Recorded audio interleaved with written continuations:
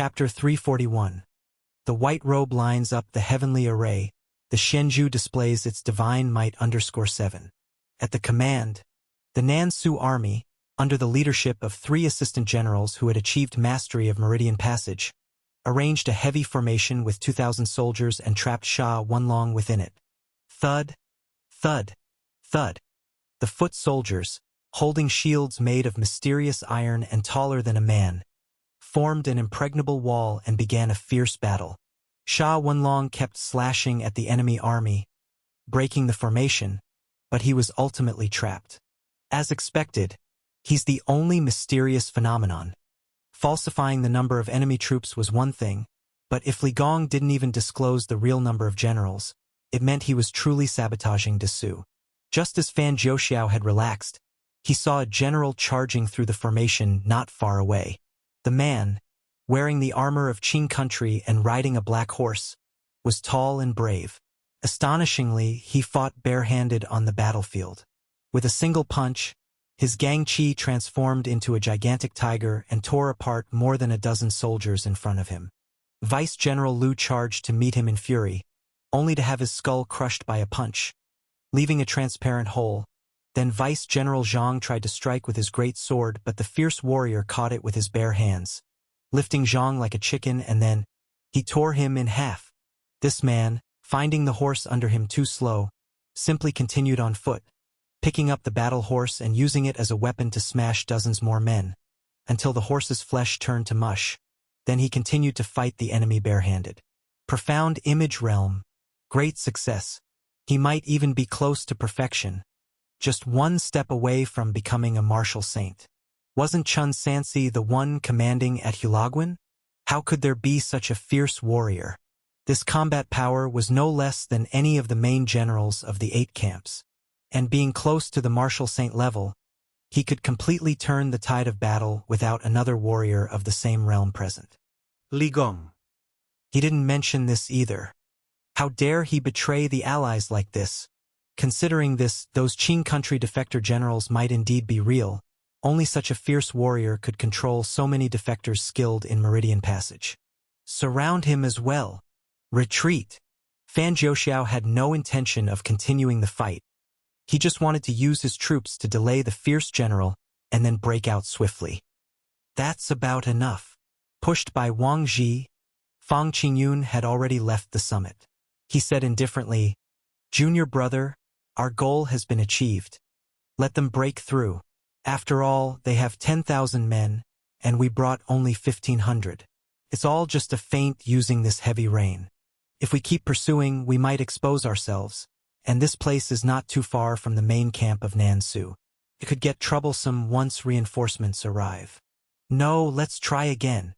Chan Sansi, watching the chaotic battle in the rainy night, spoke, "Elder brother, what do you think of the thunder-rolling formation from the heavenly book?" "You mean the formation from the heavenly book?" Fang Qingyun understood. "I got it. The next steps are up to you then, junior brother. My part is done. It's cold and rainy. I'll head back to rest now. Number 6. Let's go. I pity you because you're crippled, so I gave you a push. You really think I'm here to serve you?" Grumbling, Wang Ji pushed Fang Qingyun away. Seated on his horse, Chun Sansi slowly closed his eyes, tuning into the Xianzhu hidden in his bosom. Threads of white xianqi, like smoke in the rain, swirled around him, then fed back to all his subordinates. Heavenly book, heavenly array, Xianzhu leveraging. Having possessed the Xianzhu for so long, it was time to test its power and see how much it could really do. Form the array. In the pouring rain, Chun Sansi's voice thundered over the rolling thunder in the sky. Thunder rolling formation. Chapter 342. Divine thunder strikes down Nan-Su. Heavenly God lends his might to break through 10,000 troops. Thunder rolling formation of the 18 underworld soldiers. The sound waves dispersed the curtain of rain, infiltrating the minds of everyone present. Xuanjia Army, as Daxing's most elite troops. Adapting formations in the midst of battle was their most basic quality, for there were only 50,000 Xuanjia soldiers in all of Daxing, a reserve that took 50 years to amass since the 20th year of Longqing. Each soldier was trained from youth, each general was personally instructed. Upon hearing the main general's command, the message cascaded from the 1,000 captain to the captain, then to the 100 captain, and finally to the team armor. Moreover, with the term mainstay, even under the torrential downpour of the night, there was not the slightest disarray, as they completed their formations at breakneck speed, orderly and with strict discipline. This alone was enough to overshadow more than 70% of the other forces in the world. Thunder rolling formation of the 18 underworld soldiers. The 18 underworld soldiers refers to the vast mountains that span the land and sky, and the thunder naturally signifies the divine thunder of the heavenly dome, coupled with a torrential night rain providing the best conditions for deploying this formation. Boom, boom, boom. Kill. Thunder rumbled continuously as the sky rain poured endlessly. With a flash of lightning, divine soldiers descended to the mortal world. The aura alone was enough to scare the Nanshu army considerably. What formation is this? Fan Jiuxiao forcefully steadied his mind. Don't panic. No matter what formation they use, it's useless. After all, they only have 3,000 men. Quickly form up, everyone. Deploy the formation of heaven, earth, and man. Hurry, hurry. In the chaos, the Nanshu army managed to form a practical formation at a speed that was neither fast nor too slow. Crack! And in that moment, lightning streaked across the heavenly dome. The Xuanjia army charged into battle. How can one say they have no clothes? How can one say they have no clothes with comrades sharing the same uniform, boosting the power of the formation by 30%? Under a common battle formation, this might not be evident. But now, it was the heavenly book formation. Just one round of assault scattered the rearguard troops of the Nanshu army. Screams, the clash of metal, the sound of rain, the thunder, the pounding of horse hooves, the shattering of armor, all of it ultimately turned into chaos. Whoosh! The waterfall-like torrential rain continued to pour down on the land, barely pausing, and water from the heavenly river would cover faces, obstructing vision. And it was also a pitch-black night, so the Nanshu army could hardly see the enemy's movements clearly, only catching glimpses of the unstoppable heavenly cavalry whenever lightning flashed. They held the high ground as though descending from the heavens. They were unstoppable, like tens of thousands of heavenly soldiers. How many are there, exactly? 10,000, 20,000, or 100,000? Retreat. Retreat quickly. Don't panic. Fan Jiuxiao, with a swing of his sword, killed a subordinate who disrupted the formation. Maintain the formation and break through. Even if they really have 30,000 men, we can still get out. That's right. Even if Shang country magically produced 30,000 men, their 10,000 strong force, as long as they could maintain the breakthrough formation, could still escape with at least half their number and not face annihilation. If you want to live, follow the commands. All 1,000 captains and captains, steady your men. Don't be afraid. They're just putting on a facade using this rain. You are also the elite of Dessous. What is there to fear?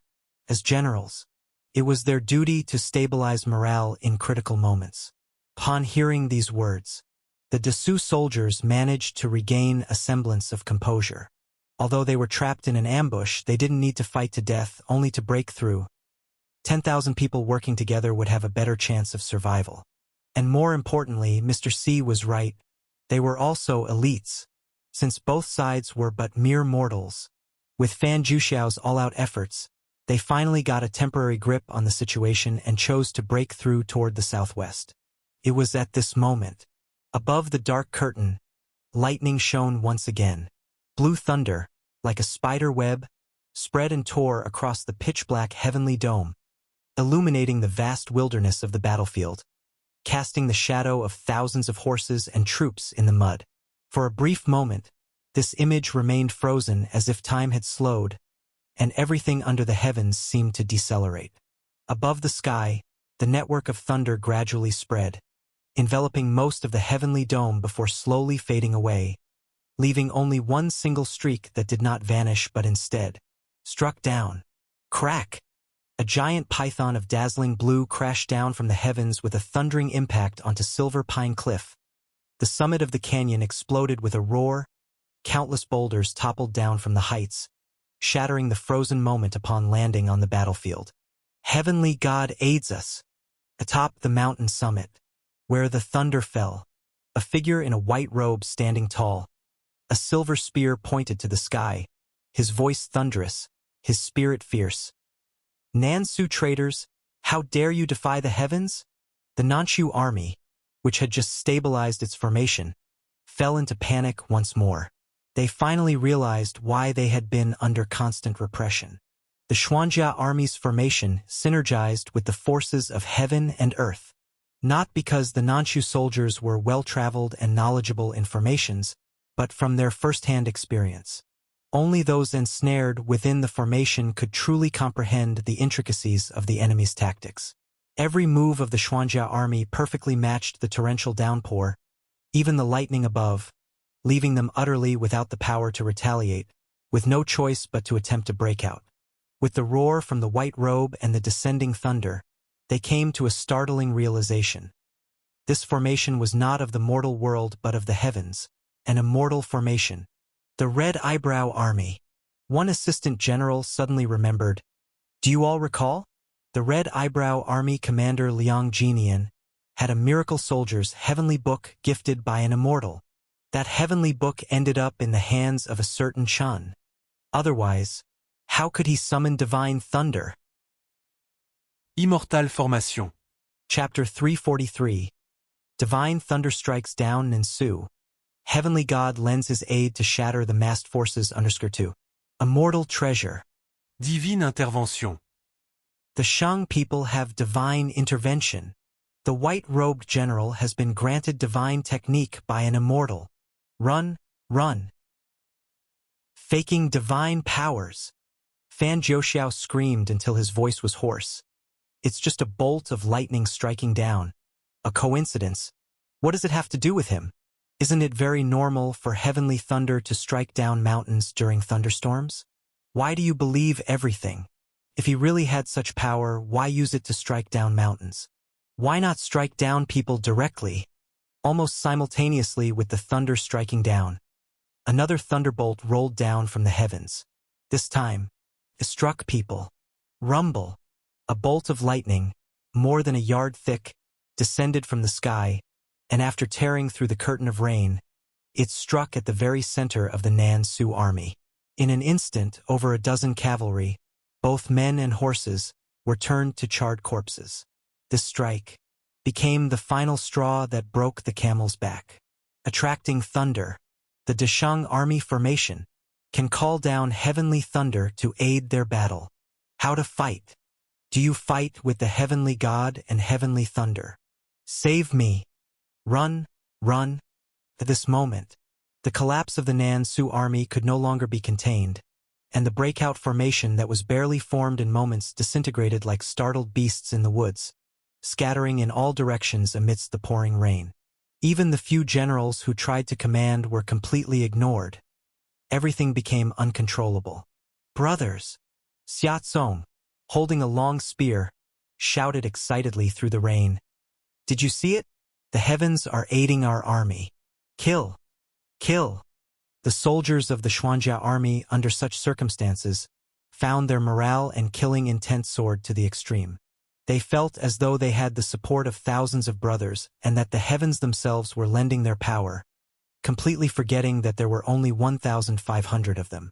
They saw themselves as an invincible army of 150,000. As one side rose, the other fell. How could Nansu not collapse? How could they not be defeated? Kill!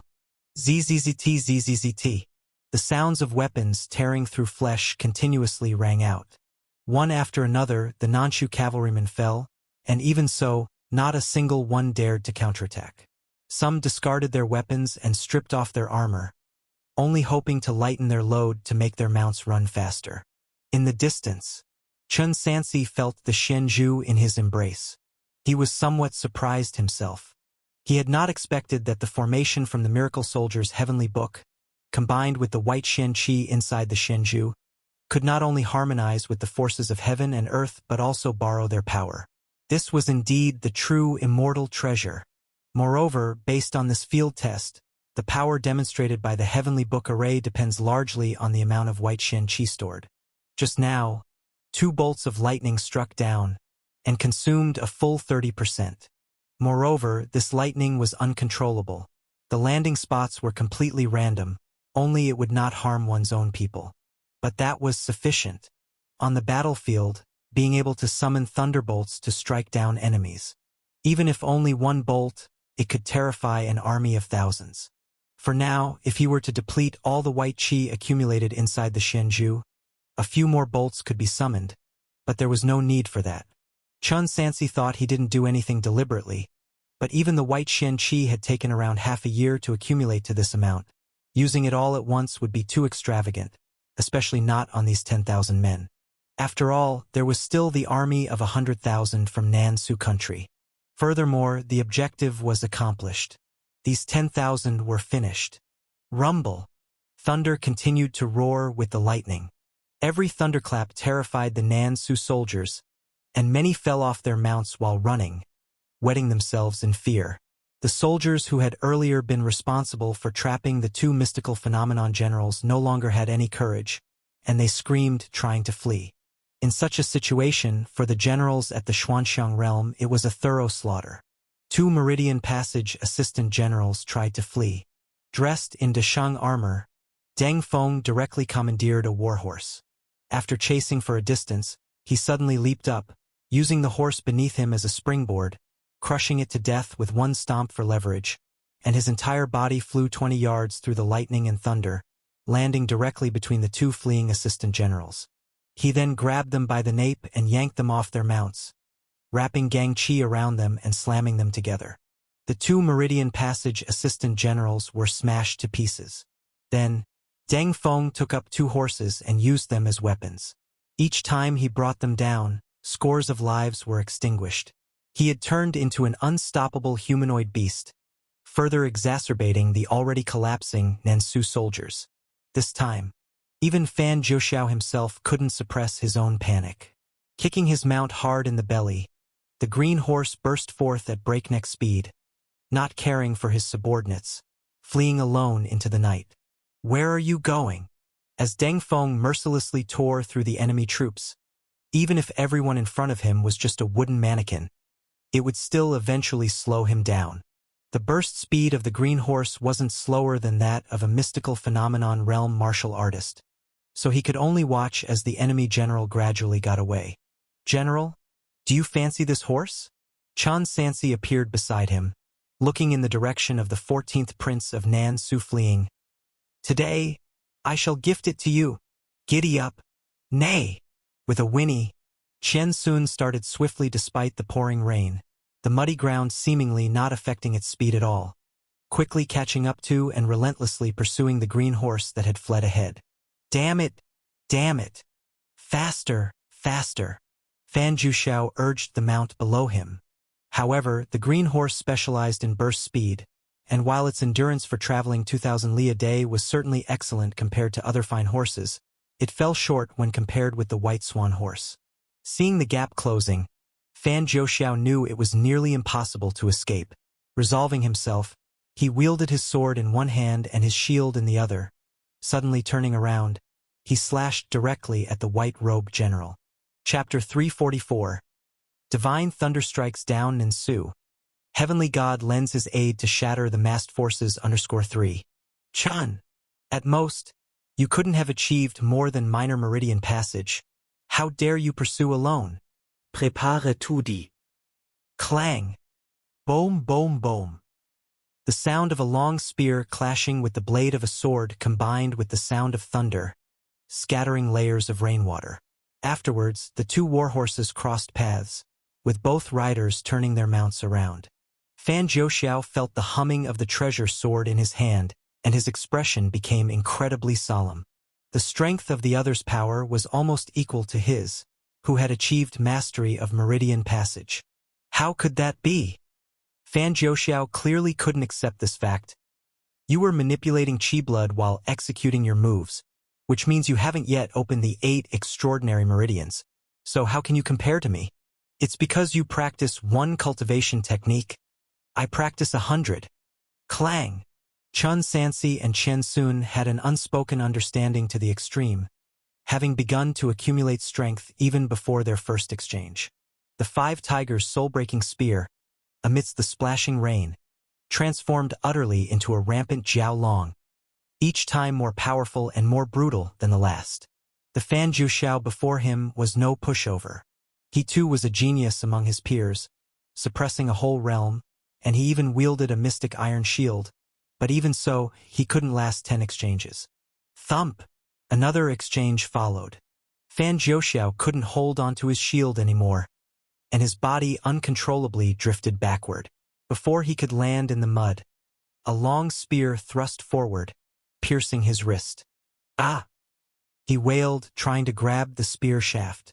But the spear was retracted and thrust again so quickly that only its afterimage was visible, leaving him feeling only the chill on his body. Intense pain arrived moments later, by which time blood riddled his body, leaving him devoid of any strength to resist, until the blood explosion state ended and he passed out completely. This man could be useful. Capturing a prince, naturally, one couldn't simply kill him. After dealing with him, Chun Sansi noticed the green horse trying to flee. Hiss! As it turned out, this beast was fiercely aggressive and even tried to attack him. Chun Sansi was close to just spearing it to death, but ultimately couldn't bring himself to do it. Yet the superficial attacks, even when forcefully restraining the green horse, proved futile as it struggled to break free whenever it found the chance. Exotic beast horses were all like this. Spiritual and loyal, after recognizing a master, they would hardly serve another unless commanded by their owner. Clatter, clatter. Just then, Chen Sun walked up to his side. You want to try? Chun Sansi was skeptical but ultimately stepped back and quietly observed.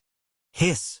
The green horse first angrily neighed at the white swan horse, but when it actually got close, it didn't dare to make any more noise, lowering its head and slowly backing away. Chen Sun circled around it. I couldn't understand what the 2 horses were saying to each other. But in the end, I saw Chen Sun knock the green horse over with a hoof. When it stood again, it was subdued. It obediently approached Chun Sansi's side.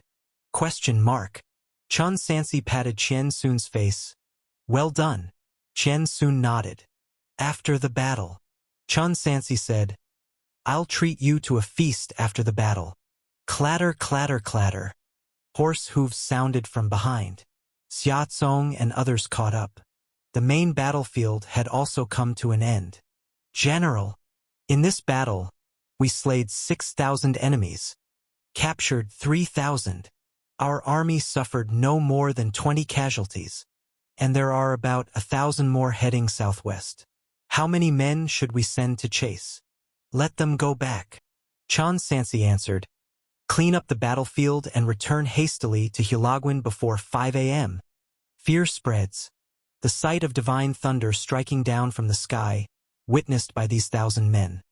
Their survival and return to the Nansu camp was not a good thing. At a critical moment, it could even become one of the elements contributing to the collapse of a great army. Yes. Xia Tsong accepted the order and departed. General Deng. Chun Sansi, leading a green horse, said, I noticed you didn't have a suitable war horse on the battlefield, which won't do. Take this horse as a gift from our first meeting, General. Would you like to try it out and see if it's to your liking? Many thanks for the horse, Commander Chun. Deng Feng was not bashful. He strode toward the war horse. The green horse, which had until then been calm, couldn't help but step backwards when it saw him, yet was firmly captured in the end. After riding the horse and feeling its response, Deng Feng was overjoyed. This horse is excellent. With it, in the coming battles, I, Deng Feng, will assuredly present Commander Chun with a head from someone of profound image realm small achievement or higher. Good. Just cherish it and ride gently. Chun Sansi instructed. Then you and I should also get ready to leave. Skill. Commanding soldiers. Small achievement. Progress. 1955/2000. The skill of commanding soldiers. He was only a hair's breadth away from a breakthrough. Merely using terms like, "Can it be said I have no clothes?" in combination with the Shenju yielded such an effect. After achieving great success, the increase in combat effectiveness was bound to be even greater. The rain finally stopped. The heavenly dome also slowly began to brighten with a faint light. In the wilderness, there was no 30,000-strong army. All were but straw men and straw horses, real and unreal, ever-changing. This was the way of deceit. Many times, it's not important how many men you have under your command, but how many the enemy thinks you have. Nansu Camp, Central Army. What? At Silver Pine Cliff, our vanguard was utterly defeated, losing 10,000 men, and my 14th brother has gone missing too? Fan Shuzhen rose abruptly to his feet. A 30,000-strong army? Where would Hu Lao get a 30,000-strong army from? Several centurions, who had rushed to the Central Army camp and participated in the battle, nearly spoke in sobs. "It's absolutely true, Lord 8. We were at Silver Pine Cliff. We planned to surround them, but ended up encircled instead. Dense as can be, soldiers were everywhere. It was Phoenix Fong Qingyun's strategy. He deceived all of us. And the military officer. It wasn't just Sha Wanlong alone." Chapter 345. Divine thunder strikes down Nansu. Heavenly God lends his aid to shatter the massed forces _4. There's a warrior almost on par with the martial saints, ripping people in half with his bare hands, fierce and invincible. And then there's that Chun Sansi. He holds the heavenly book he obtained from the Red Eyebrow Army back in Ming State. He can summon heavenly thunder. At that time, hundreds, even thousands of lightning bolts struck down. They directly killed several thousand people. Enough! Fan Shuzhen himself began to feel somewhat afraid. If what these captains said was true, then Hu Lao Pass might well have more than 30,000 defenders. How could this be possible? And who was this hand-to-hand combat expert? Someone dispatched from the capital city of Dashing? It was indeed quite possible for the capital city to be hiding such powerful warriors. Additionally, it was the heavenly thunder. Even that seemed a bit too exaggerated. If someone could actually control heavenly thunder, what was the point of fighting? They might as well retreat. Military advisor. Fan Shuzhen said anxiously, "How credible is what they say? The heavenly book." Ran Jingxian became serious. "How did we all overlook this point?" "You mean it's all true?" Fan Shuzhen hurriedly said. "That Chun Sansi can summon heavenly thunder and kill thousands of people? Do we need to fight at all then?" "Killing thousands might be an overstatement, at most a few hundred," Ran Jingxian analyzed. "Moreover, I speculate that it can only be used during a stormy night, and there must be other restrictions. Otherwise, they would have taken the initiative to kill us already."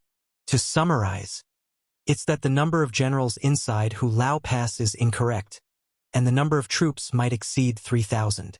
"I'm afraid there might be more than 8,000. Fan Shuzhen snorted. "It seems Li Gong is trying to trap us." "Don't worry," Ran Jingxian advised. "Let's question Li Gong one more time. Additionally, if we still have spies or in Yongyu Prefecture, we should find a way to verify with them how many troops are actually in Hu Lao Pass." "What about my younger brother?" Fan Shuzhen said anxiously. "My younger brother has gone missing, and there is a high chance he was captured. What should we do?" The 14th son, Fan Zhouxiao, wasn't particularly high in cultivation, but his mother's family held an extremely high status. If Fan Shuzhen wished to seize power in the future, he would need the support of his younger brother's family. Now that he had brought them out, losing their life would mean losing a significant ally. Military advisor. What do? We can't just sit around doing nothing, can we? Ran Jingxian pondered and finally resolved. The situation in Lai State has stabilized, and we've absorbed over 20,000 soldiers from Qing country. We still have an army of 111,000 for mystical phenomenon generals. Even if there are 5,000 troops and 2 generals inside Hilagwan, the gap between us on paper is still significant. With steady advancement, the impact is not large. What heavenly book? Even if it's useful, it's ultimately limited. That won't bluff me. If it were so exaggerated, the Red Eyebrow army wouldn't have been defeated by just over 1,000 men last year. Of course, it is indeed troublesome. What follows is nothing but more cautious action. Lord 8. Send the commands. Ran Jingxian said. Let General Peng go first to probe. It would be best if we could retrieve the 14th prince. You and I shall set off immediately to deploy troops, 100,000 strong approaching Hulao Pass to exert pressure on them, absolutely not giving them any more opportunities. Yongyu Prefecture. Good. Meng Qiuji, upon receiving the latest intelligence, exclaimed loudly. Outside Hilagwan, General Fong and Vice General Chun joined forces. 1,500 men utterly defeating 10,000 of the enemy army, capturing alive the 14th prince of Nansu, Fan Zhouxiao. With this, we can at least stall them for another 10 days or so. Indeed, who would have thought that when these two brothers-in-arms joined forces, they would create such an effect? Zhang Taoming, mixed with worry, remarked, the situation is still not optimistic though. Our previous small victories were because Fan Shuzhen and others were busy fighting a battle of wits with Li Gong, trying to control the situation in Lingzhou. Therefore, the vanguard only set up camp and there were no generals in charge. In plain terms, it was an internal conflict. Now, as Lingzhou is thoroughly under Nansu's control, it means the internal conflict has ended. Their 4 mystical phenomenon generals will come out in their full strength. Even with Deng Feng, I fear it will be quite difficult to withstand them for a long time. Indeed, that's why we too must hasten our pace. Meng Qiuji stuffed his mouth with several bites of beast meat. Prepare more golden liquid for me. Add more poison to it. We'll continue the siege tonight. Even if we can't kill Li Gong, I'll disgust him to death. Yes. Meng Qiuji, Li Gong roared as he left the city wall. His armor was stained with golden smears of an unidentified substance, emitting a foul stench all over him. This bastard.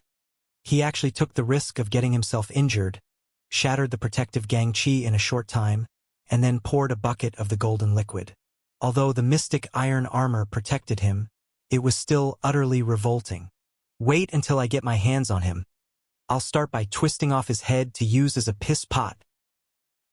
Deputy General Lu Huanrong unconsciously kept his distance. Prince, the vanguard unit of Nansu has been defeated near Silver Pine Cliff, and Vanguard General, 14th Prince Fan Zhouxiao, was even captured alive. Waste of space, Li Gong scolded. I've told them not to focus solely on Lingzhou, and now they've given Fang Qingyun and his men a chance to exploit. Indeed, the number of casualties isn't too large after all. We've replenished their ranks with 20,000 men, bringing our forces up to over 111,000. Lu Huanrong said in confusion. The key issue is, where did they get another mystical phenomenon general from great success? Who knows? Li Gong was also puzzled. I guess it was someone secretly sent by the Crown Prince of Shang Country after coming to the border. That definitely couldn't have been from the Profound Image Realm Great Success. The number of martial artists in the Profound Image Realm Great Success is all known, each with their assigned position. They're deployed to the east, south, north, and west. How can they manage if they're all called here? Chapter 346. Divine Thunder Strikes Down Nansu. Heavenly God lends his aid to shatter the massed forces _5. Who exactly is this person? Have Fan Shuzhen and the others send someone to test him. Then we'll know. As for military strength, there really are only 3,000 men. Isn't creating the illusion of greater strength exactly what Fang Qingyun is best at? To say that I am falsely reporting military intelligence is utter nonsense. Yes, Lu Huanrong said worriedly. But with the mistrust that has already arisen, no matter what we say, it's unlikely they will easily believe us now.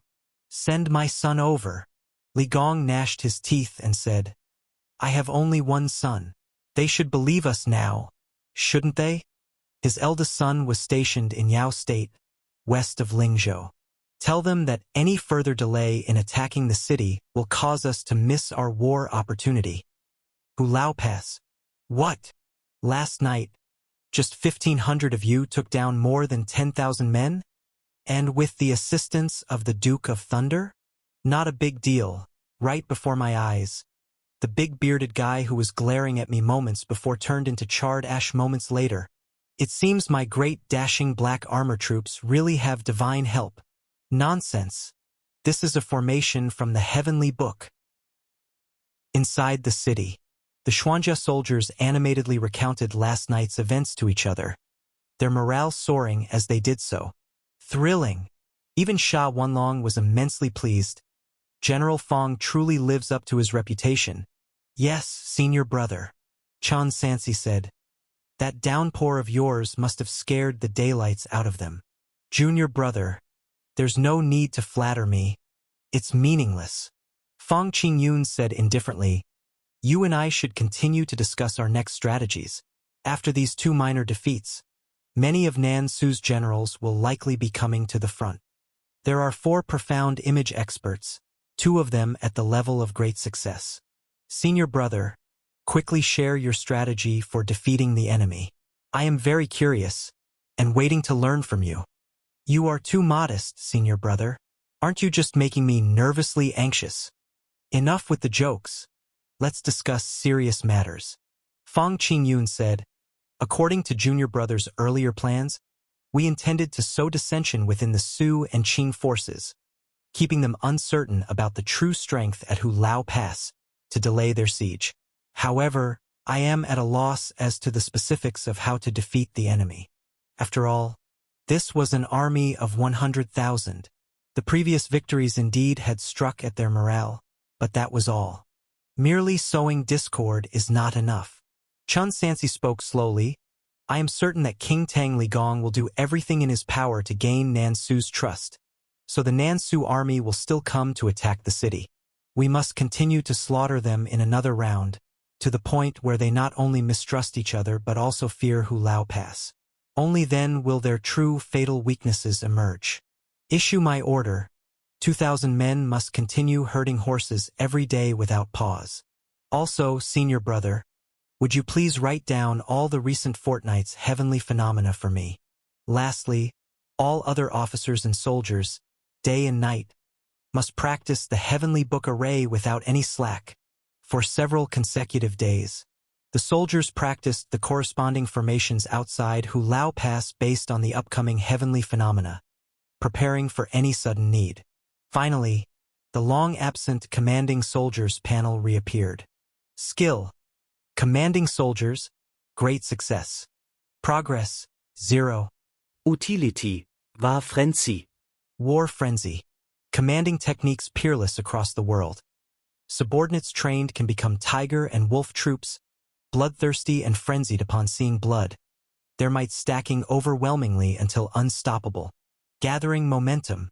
To put it more simply, once engaged in fierce battle and with an advantage, they can keep expanding it until all the soldiers enter a berserk state like a war machine, persisting until the battle's end.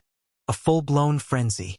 When an army, each and every one not fearing death and with only the word kill in their minds, becomes a true war machine.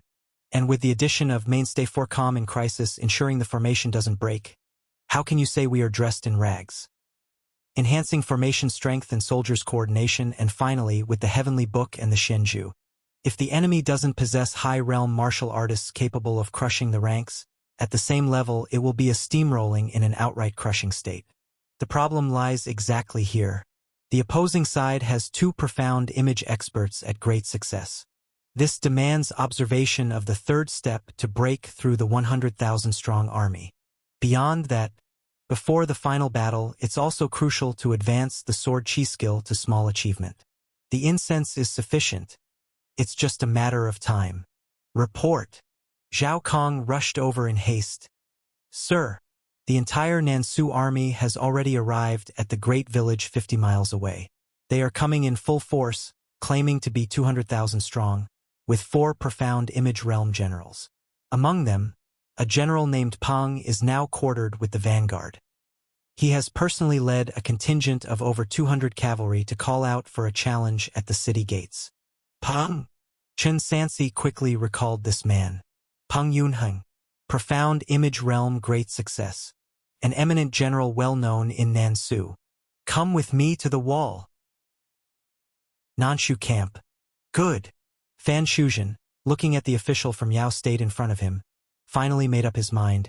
Strategist Lord Yu, with Li Gong sending over his only son to assist, and after verifying with spies within Lai State, there cannot be more than 3,000 to 5,000 troops at Hulao Pass. The great general who appeared the other night might have been brought by the Shang country crown prince. But there definitely won't be a third profound image practitioner. You may proceed with the siege at will. Assistance in name, but in reality, a hostage.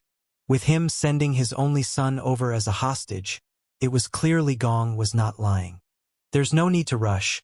I've already sent General Peng to call out for a challenge outside Hulao Pass, Ran Jingxian said with composure. General Peng is at great success in the profound image realm. Sha Wenlong is no match for him. They have no choice but to send out that bare-handed powerful general to fight. With a little probing, we'll be able to gauge their strength and then decide when to attack Hulao Pass. Chapter 347. Divine thunder strikes down Nansu. Heavenly God lends his aid to shatter the massed forces _6.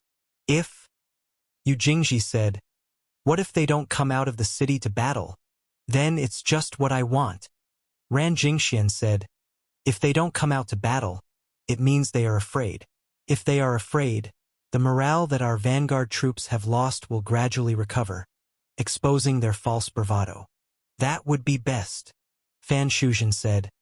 But most importantly, we must protect my 14th brother.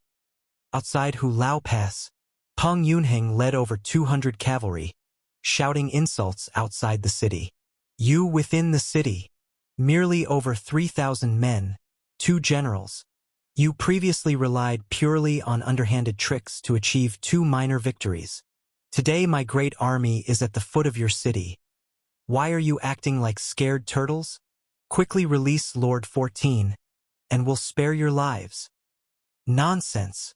Sha Wenlong stood atop the city wall and, following Chen Sansi's earlier instructions, retorted, we have 30,000 troops in our city, with 3 mystical phenomenon generals. What do we have to fear from you? 3 mystical phenomenon. Peng Yunheng muttered to himself. This Sha Wenlong, an impressive bare-handed warrior. But who is the third? Stop pretending. Peng Yunheng, wielding a mountain-opening giant axe, said, anyone can talk big. Hell, I could say that in the Dessous camp, we have 200 martial saints. If you really have that kind of strength, dare you lead 200 men out as well. Our 200 against your 200. Let's fight it out. If I win, you release Lord 14 honestly and without tricks. Do you dare or not? Sha Wenlong was left speechless. In his view, it was impossible for them to leave the city to fight. Peng Yunheng was at the great success stage of mystical phenomenon. Above all, what would it benefit them even if they won? Within Nansu's camp, there were still 3 mystical phenomenon powerhouses. Fighting this battle was a loss no matter what. Better to hold fast and not venture out to keep dragging this on. After all, they had delayed nearly a month already. Just 2 more months. Yongyu Prefecture would fall. They would have achieved a great feat. There was no need to risk more. Receiving no response, the morale among the Nanshu cavalry began to rise slowly. The insults they hurled became more frequent and unpleasant by the word. For the attacking force, it would be ideal to lure the enemy out of the city. Outrageous! Deng Feng's face was exceptionally grim on the city wall. He wished he could charge down immediately, but without the order, he could only endure, and given the directive to not reveal himself, he couldn't even talk back. He felt the utmost frustration. General Deng, Chen Sansi arrived. He looked at the scene below the city wall. This Peng Yunheng is one of the fierce warriors from Nansu. What do you think of him, General Deng? I know this man, Deng Feng said gravely. He's just an old soldier, and not nearly as formidable as the rumors suggest. Moreover, due to a lack of resources in the early stages, many of his foundations are unstable. One misstep in martial arts leads to many, and it's not that I'm boasting, but he is definitely no match for me. However, exactly how much weaker he is, I will only know once we engage. Oh, Chan Sansi said. If that is the case, would General dare to accompany me in leaving the city, and together we can penetrate the enemy camp and kill this official? Truly? Deng Feng first showed excitement, but then he frowned slightly and said somewhat displeased, Commander Chan, that is a bit unfair to me. You won't even let me use my sword or wear my armor. The enemy is at the great success stage of mystical phenomenon. How can I kill him barehanded? There's no need to hide any longer. Chan Sansi looked towards the Nanchu cavalry shouting outside the city. General Deng, it's time to reveal your sword. Once it is unsheathed, the Nanchu 100,000 troops will become like startled birds at the brink of collapse. After that, Chun can break them with a snap of the fingers. If Deng can play such a role, I would have no regrets even in death. Deng Feng, hearing that he no longer needed to hide his identity, was overjoyed. Just the two of us? Yes, just the two of us. Chan Sansi took the bow and arrows handed to him by Zhao Kong and began to suit up. Not only that, but we will also be surrounded and pursued by thousands of enemy troops. General Deng, are you afraid? Afraid? Deng Feng laughed heartily. I've already told Commander Chan, below the martial saint, even if Deng doesn't win, I absolutely will not lose. To me, aside from Fan Shuzhen, the enemy 100,000 are nothing but wine bags and rice bags. Good. Deng Feng, heed my command. Chan Sansi's voice rang out clearly. Follow me out of the city, and let's take the enemy admiral's head. Outside the city, Peng Yunheng cursed the entire morning until he was hoarse. Then he stopped. Let's go. There's no need to waste any more time. We are just 200 people, and they don't dare come out of the city, which shows that the city's defense is weak. Even that general with bare hands is surely not at the great success level of the Xuanxiang realm. Otherwise, there would be no reason for him not to come out. Retreat to camp. Tell Lord 8. In 3 days, an army of 100,000 will attack the city directly. As Peng Yunheng spoke, he led his squadron of over 200 cavalry back the way they had come. When they were only about a dozen miles from the camp, the faint sound of hoofbeats came from behind them. He turned his head to look back. Across the barren landscape, a white horse was galloping towards them. Old Peng! Chun Sansi bellowed like a bell. I was taking a short rest just now. When I woke up, I heard you had been yapping outside the city forever, so I took my spear to find you. Why run away in advance? Why not bring your head back and save me the effort of chasing after you? You are Chan Sansi? Peng Yunheng narrowed his eyes. You have a lot of nerve, daring to chase after us all by yourself? D. He sharply turned his horse around, lifting high the mountain-opening giant axe in his hand. At the same time, from the position on the slope, another red-brown horse leaped into the air, and atop it rode a tall and mighty general. Here we go!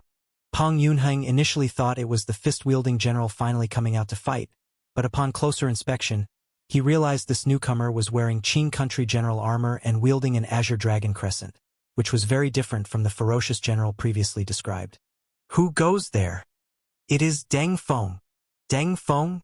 Peng Yunheng naturally recognized the man and was shockingly surprised. Lai State Deng Feng. How come you are following these Shang people? Could this be the third mystical phenomenon general that Sha Wanlong spoke of? But the problem is, given his reputation, Lai State would never surrender if there was even a sliver of hope of victory. Could it be? Li Gong is defeated. Qing country is unkind. I, Deng, have long since pledged allegiance to General Chun. Old fool, hurry up and die. Boom! After a single exchange, Peng Yunheng confirmed that this man was indeed Deng Feng, and he felt very uneasy in his heart. He wheeled his horse around to retreat, for his main task was to probe whether there was indeed a martial artist of the great success level in the Xuanxiang realm in the city, and if so, how many. But he hadn't expected to encounter Deng Feng. This man was too well known in the southeast of the central continent. There was no point for him to fight to the death against him. However, when Peng Yunheng tried to flee, he realized it was impossible, because the horse Deng Feng rode turned out to be Fan Shuzhen's green horse. Both men were riding exotic beast warhorses. How could they possibly be outpaced by ordinary warhorses? With no other choice, Peng Yunheng steeled himself and engaged in battle. In the moment of crisis, rage surged in his heart, and his courage soared. Chun Sansi, Deng Feng, do you really think I am afraid of you? You two dare chase all the way here. 20 miles ahead is the camp of my 100,000-strong army. The two of you just die here together. Whistle. The cavalry around Peng Yunheng began to continuously fire signaling arrows into the sky. Inside the Nanshu camp, tens of thousands of troops were mobilized in an instant. Fan Shuzhen, Yu Jingji, and Ran Jingxian, 3 generals of the Xuanxiang realm, poured out of the nest.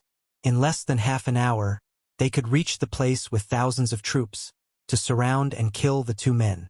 20 miles away, Chun Sansi could feel the ground trembling. General Deng, are you afraid? What fear do I have? Deng Feng responded while continuing to fight. Good. Whether or not the following forces can break through depends on how well you and I play this third move. This sentence, Chun Sansi said in his heart, without shouting out loud. He only continued to draw his bow and shoot arrows, killing one cavalry after another. Those with shields had their horses shot out from under them. He had intentionally not gone straight to Hu Lao or directly to the camp of 100,000 enemy troops. On the sides of Chien Sun, there hung mountains of arrows as heavy burdens. Before, Chun Sansi did not dare come to fight guerrilla warfare alone out of fear. He couldn't handle a martial artist of the Xuanxiang realm getting close to him. But today, he had General Deng Feng with him. They rode 2 of the finest horses in the world. An enemy of thousands, why should they fear?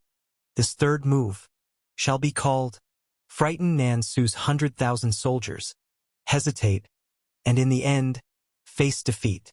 Chapter 348. 3,000. Breaking 100,000. Rumble. A martial artist of the profound image realm, although not even close to a martial saint, had long transcended humanity. Every clash between the two emitted deafening roars. On the wilderness where rain had just fallen, the wet earth exploded into the air with chunks of turf under the strangulation of Gang Qi. Deng Feng, the mountain-opening giant axe and the azure dragon crescent blade in Peng Yunheng's hands were locked, engaged in a pure contest of Gang Qi. The southeast of the Central Plains praise you for your absolute loyalty, yet you willingly serve an inexperienced youth just to save your own life? It seems you're nothing but a fame-seeking coward who fears death. Old fool, how dare you insult me? Deng Feng was left speechless. No matter how one put it, he was already branded as a traitor and defector. Moreover, during this time, he could neither take action nor reveal his identity, and once on the battlefield, he could not use weapons. His heart was already filled with repressed rage, and now, under the enemy general's insults, he could no longer contain it and exploded. Rumble. The Gang Qi on the azure dragon crescent blade seemed nearly tangible like a fierce tiger, firmly clamping onto the mountain-opening giant axe as if it wanted to snap the axe's blade in half. Peng Yunheng's arms shook uncontrollably. With a loud shout, he exerted all his strength to push back the Qing country's defector general, then shouted while retreating, "Cover me!" Whoosh, whoosh, whoosh. However, Peng Yunheng soon realized that the cavalry around him had unwittingly been reduced by more than half. Chun Sansi's arm, which drew the bow, moved so fast it was almost a blur, and the sound of the bowstring resembled that of a string instrument. Arrows flew like black lines, and the unprotected cavalrymen died instantly. Those with shields saw their horses die first, and the moment the cavalrymen fell and exposed a gap, they were shot dead. It was just a matter of withstanding one more arrow. Meridian Passage, Hua Jin, get to the front. Peng Yunheng roared. He's just one man. Kill the man in the white robe, and regardless of realm, you will be appointed as a marquis. Kill! After all, great rewards compel brave men. 2 assistant generals raised their shields, with 4 Hua Jin following closely behind. These were the generals that Peng Yunheng had selected from various units when he called for battle. Clang, clang, clang. Hiss! The sound of arrowheads striking shields rang out incessantly. Even if their horses were killed, the generals were quick to rise. After all, they were middle and high-level generals. They quickly got within close quarters without retreating or intentionally pulling away. Chun, my marquis title depends on you. D. A full 7 generals attacked simultaneously from all sides. Gentlemen, why the rush to deliver your heads to Chun? Clang! The Jinhua sword was drawn from its sheath. The flash of the sword was seen. Instantly, 2 Hua Jin had their heads severed. To the left, a Meridian Passage assistant general with a MO blade struck down fiercely, but was blocked by the iron core bow, which was not only solid but also wrapped with active force, causing him to be violently repelled by the tremendous power. The iron core bow, forged from mystical iron with blades on its limbs, was a weapon divine. Chun Sansi wielded the big bow with such efficiency that it surpassed even the speed of shooting arrows. Within a mere score of exchanges, 7 or 8 middle and high-level generals lay dead under the hooves. Then, a thorough hunt ensued. More than 200 cavalrymen. When only 7 or 8 miles from the Shang army camp, they were reduced to only the last 20 or so. Meanwhile, Deng Feng caught up with Peng Yunheng once again. His long blade seemed to fall from the heavens, with blade gang rolling in, almost tearing the earth asunder. Boom! Peng Yunheng raised his, but this time he lacked the strength to protect his horse with gang qi.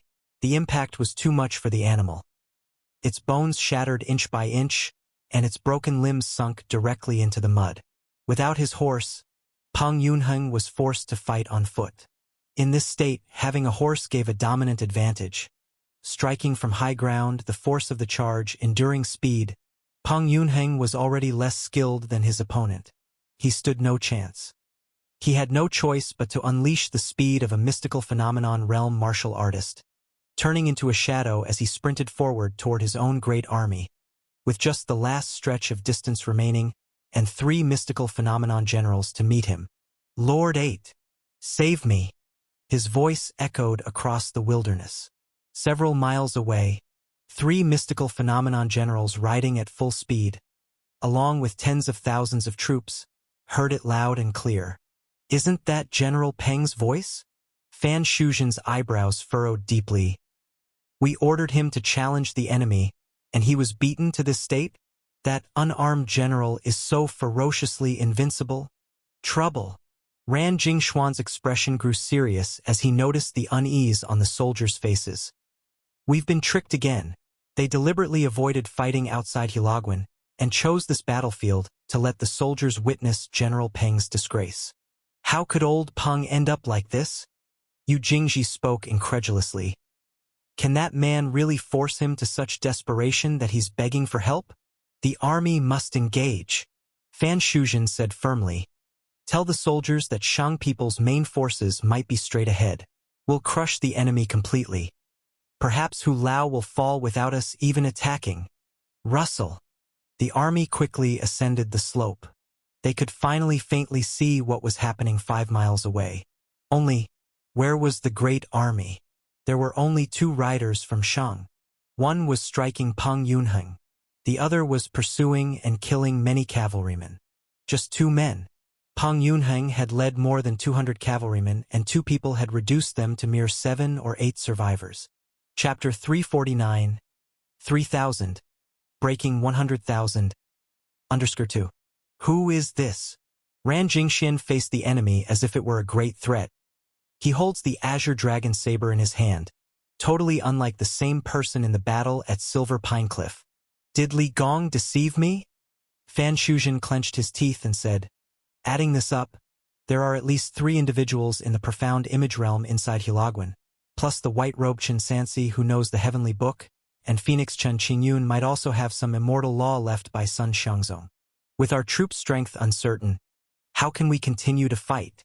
Lord 8, stay calm. Yu Jingji dragged a chain behind him, a mystic iron flying claw attached to its end. His eyes stern with resolution. It's simple. We just need to keep these two here, don't we? After a reminder, Fan Shuzhen came to his senses. These two were overly audacious. 2 men. How dare they intrude a military camp of 100,000 troops? Furthermore, this place is wide and open. There's no possibility of an ambush. Kill! At any cost, stop these 2 men for me. Fan Shuzhen yelled towards the troops ahead. Old Pang! Yu Jingji called out. Move faster. He can't hold on much longer. Boom! Boom! Boom! Pang Yunheng initially managed to create some distance with the combination of Gang Qi and physical strength. But this was not a long-term strategy, and he soon got caught up by the green horse, leading to several more exchanges. He began to sustain injuries. One misstep leads to another. In combat, a single flaw often means an imminent cascade of vulnerabilities. Before long, Pang Yunheng's mystic iron armor was battered and torn, riddled with a dozen crisscrossing saber cuts from which blood flowed. This Lai State Dengfeng, not just profound image realm great success. He has probably already reached perfection, and one step further he would be a martial saint. Boom! The Azure Dragon Crescent Saber in Dengfeng's hand seemed like an actual Azure Dragon, wielding the power to topple mountains as it descended from the skies, first tearing through Pang Yunheng's axe Qi, then his protective Gang Qi, and finally crashing down heavily. His giant axe fell, and his body soared backwards for over 30 yards before landing in an unnatural position, spewing out a mouthful of fresh blood. Before he could catch his breath, the enemy general came upon him again. Ah! Pang Yunheng howled, lifting a boulder beside him to smash at the enemy before fleeing recklessly. Ahead of him, the Nanshu army's troops were in the thousands, and he even saw Fan Shuzhen amidst the rushing crowd. Lord 8, save me! Quick! Ran Jingxian urged loudly. Sadly, it was still too late. Just when the distance between them had closed to a mere 2 miles, Dengfeng had caught up. Old fool! Where do you think you're going? Sword fell. Man died. In the presence of thousands of soldiers and under the watchful eyes of all. Their leading general, one of the strongest combat forces of this expedition, was split in half by a single strike. Under the terrifying Gang Qi, half of the body exploded into pieces, while the other half flew off directly. Crash! The front-running Nanshu cavalry, upon witnessing this scene, nearly stopped their charge until a reminder came from behind. Then they continued to push forward, though their momentum had already diminished by a third. So many of them? Dengfeng, looking at the dense waves of oncoming cavalry, said, Chun Shuai, what do we do next? Stick by my side. Make sure we are not pinned down and then kill 1,000 soldiers. Drive.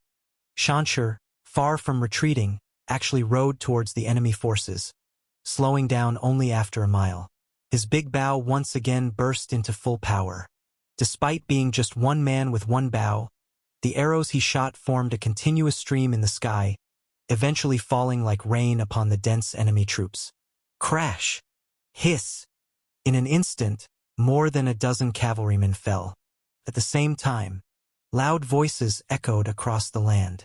Chun, a hunter by origin, rarely had the opportunity to hunt in the mountains since joining the military.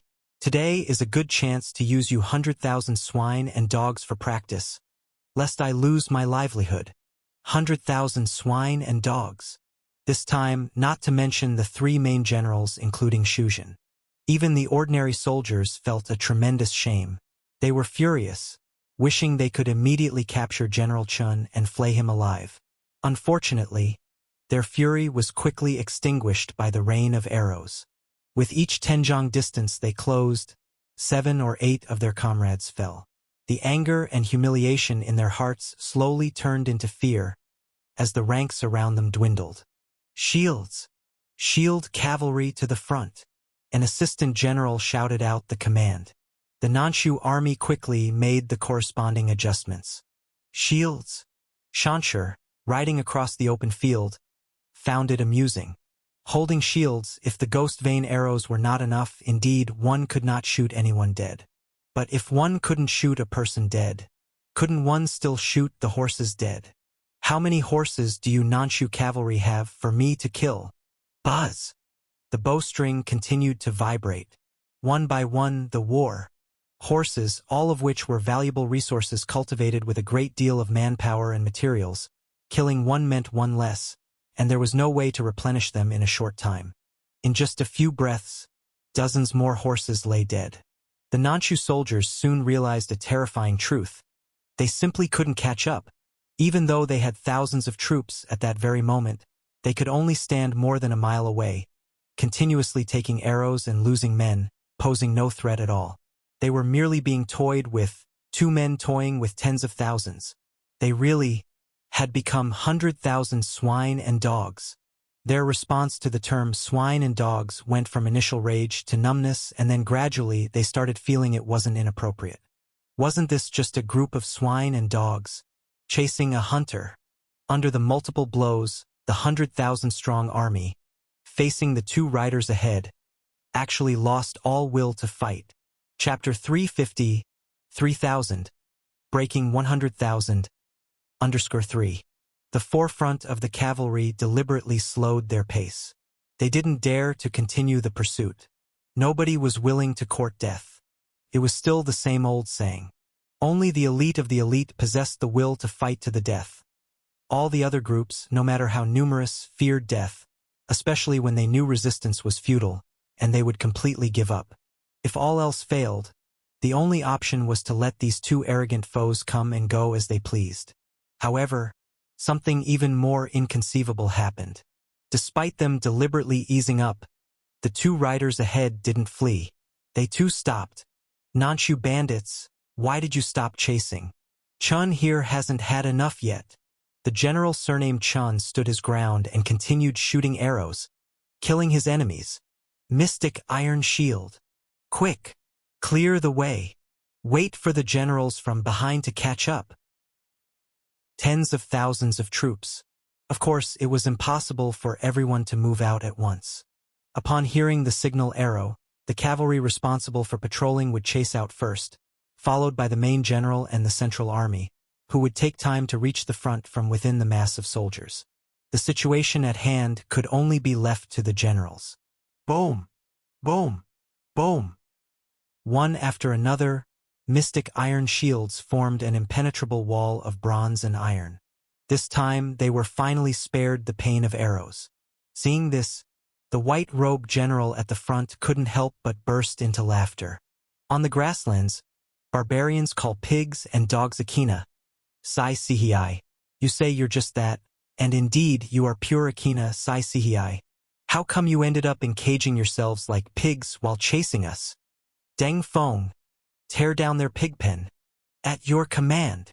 The green horse burst into a sprint, and Deng Feng, riding solo, charged into the enemy lines. His sword struck like a siege giant hammer, directly smashing a huge gap in the mystic iron shield wall. He then went on a rampage, crushing the enemy's defensive array to smithereens before managing to break out surrounded by exotic beast warhorses just in time.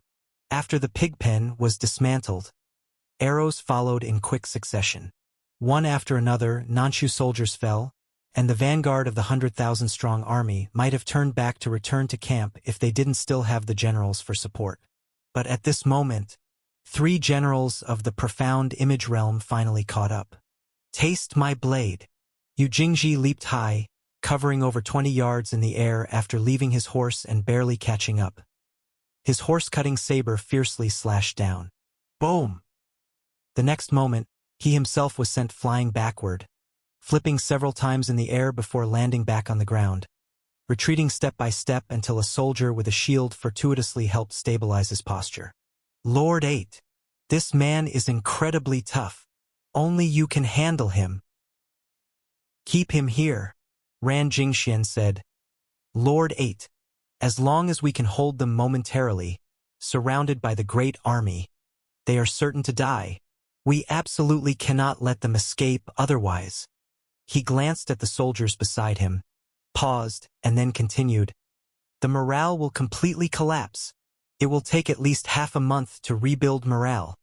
Leave it to me. Fan Shuzhen took the lead on horseback and quickly broke away from the formation. Shoo, shoo, shoo.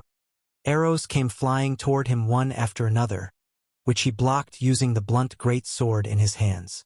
Drag them down. They say it's just 2 people. But on horseback there's no way to catch up. Ah! Fan Shuzhen bellowed, his muscles bulging, veins popping, and his body suddenly enlarging, even stretching his mystic iron armor to the point of swelling. Using some unknown cultivation technique, he stomped on the ground, leaving a huge deep pit, and then, like a tiger sprouting wings, he was incredibly quick, so fast that the naked eye could hardly catch him, and he miraculously caught up to the 2 exotic beast warhorses in a short time. Is this king's green horse? Getting closer, he finally recognized his own warhorse. You beast! Won't you stop right now? The green horse hesitated upon seeing its former owner. But under the gaze of Chen Sun, the green horse quickly tensed up and ran even faster. You beast! The warhorse, taken away to help others kill his own brothers. Fan Shuzhen was enraged. Fortunately, the green horse's moment of hesitation had given him an opportunity. The bladeless giant sword thundered down, clashing with Deng Feng. A blow met on equal terms. However, reliance on the overdrive burst had its time limits and couldn't continue indefinitely. Mere moments later, Fan Shuzhen felt weakened. His speed reluctantly slowed down, and he could only stand and watch helplessly as 2 horses, one white and one red, galloped away. Shoo, shoo, shoo. Several more arrows flew over his head, directly killing several cavalrymen behind him. Then came the arrogantly outrageous voice of the white-robed general. Too many pigs and dogs, too few sharp arrows. Today, Chun is also tired, shall return another day to continue. The objective was achieved. Chun Sansi gestured for Deng Feng to catch up. Today, just the 2 of them. In front of a 100,000-strong army, they forcefully killed a general and nearly 1,000 soldiers, enough to leave the Nanchu army filled with doubt and hesitation, and then they could smoothly proceed to the final step. My horse! My horse! Ah! Fan Shuzhen, helpless in his fury, stood in place, hacking and slashing wildly. 100,000-strong army. After being shot at fiercely and then having to return to camp, their morale greatly damaged. Deng Feng! In the central army tent, Fan Shuzhen threw down his weapon, and with unrestrained anger cursed, "This Deng Feng, to be able to match me blow for blow! Outside Hulaguin, why is there such a fierce warrior? Bring me the son of Li Gong." Chapter 351. 3000. Breaking 100,000. _4. Soon, a young official from Qing country arrived at the camp, repeatedly explaining that it was all a misunderstanding. A misunderstanding? Do you realize how much loss this has caused us because one person, King Tang Li Gong, failed to report it? The mystical phenomenon general attained great success. My General Peng! Fan Shuzhen roared. Go and ask Li Gong right now. If he doesn't give a reasonable explanation, I'm not fighting this battle anymore. Yongyu Prefecture. What? The 3rd mystical phenomenon? 2 men, in front of 100,000 troops, killed General Peng Yunheng of Nansu, then shot nearly 1,000 people before fleeing with great strides? Deng Feng? Is it Deng Feng? After seeing the battle report from Hu Lao Pass, King Tang Li Gong's hands trembled. Deng Feng, he didn't commit suicide? He defected. How is that possible? Lu Huanrong incredulously said, General Deng's family has been loyal for 6 generations. How could he betray the country? He too is one who fears death and pretends. All this loyalty and righteousness, all just an act. Li Gong had never felt such anger before. It took him a long while to calm himself down. Can't we just attack the city directly? Why, knowing that Chun Sansi and Fang Qingyun are full of tricks, do we still keep giving them chances? The subordinate understands their thinking. Lu Huanrong helplessly said, Nan Su is here to make a fortune, not to die, so their hesitation is understandable. Attack the city, let 100,000 troops rush in, even if 2,000 or 3,000 die, so what? I've given them my only son. Why don't they trust me, why? Li Gong racked his brains. Bring me the map, tell them that if they can really take down Hulao Pass, and if we can later take over the entire eastern region of Shang country, we only want Qian province and Yao state, all the rest will be theirs. Don't hesitate any longer. If they hesitate again, I won't fight anymore. I'll break through directly. I don't want Yongyu prefecture anymore. I don't want the 3 states either. Let their 100,000 troops fight the Shang people themselves. They can't even dispatch a martial saint. Just wait for a crushing defeat and die. He had been fighting battles at the border all his life. Never had he felt this kind of disgust before. There were so many allied troops, but they just wouldn't advance. Sticking to their own even in times of allied distress. Immovable as a mountain. Disgusting. Just like eating flies. As disgusting as that Meng Qiuji. Nanshu camp. Bastard. Li Gong even dares to talk tough in return. Fan Shuzhen slapped the secret letter. He's threatening us. Saying he'll run away and simply give up on the 3 states if we continue to delay. Clearly, it was he who first concealed the military intelligence, causing us continuous losses. Strategist, tell me, what should we do? Ran Jingxian, with his eyes closed, recalled the content of the letter. It seems Li Gong isn't lying. Yes, yes. The son of Li Gong hastily said. My father sent me here to help. Isn't that enough sincerity? Then there's only one possibility. Ran Jingxian made a judgment. Li Gong also fell for a scheme. He was also misled. Mistaken to believe that there were only 3,000 troops inside Hulao Pass. This was deliberately done by Fang Qingyun. It's what he's best at. Oh, Yu Jingji hastily inquired. Then in your opinion, strategist, how many troops are actually inside Hulao Pass? What about the scouts? Ran Jingxian, nicknamed Ling Swan, asked. Have you gathered intelligence according to my instructions during these days? General. Yes. The subordinate answered. People in Hulao Pass go to Pianai River to graze horses, leaving at 5 a.m. and returning at 6 p.m.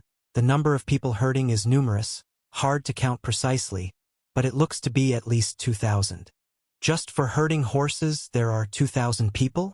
Yu Jingji was astonished. Isn't that a sign of many troops? Could it be a bluff? The scout reaffirmed, absolutely true. The area around Pianai River has a wide field of vision. You can see clearly across the river. Of course, the general's judgment surpasses mine. Why not take a look yourselves? Ran Jingxian set off immediately. After suffering great losses twice, they dared not be careless any longer. Direct observation lasted a full 5 days. The number of herders indeed exceeded 2,000. Could it be? Fan Shuzhen said. There really are 30,000 men? Not likely. Ran Jingxian pondered.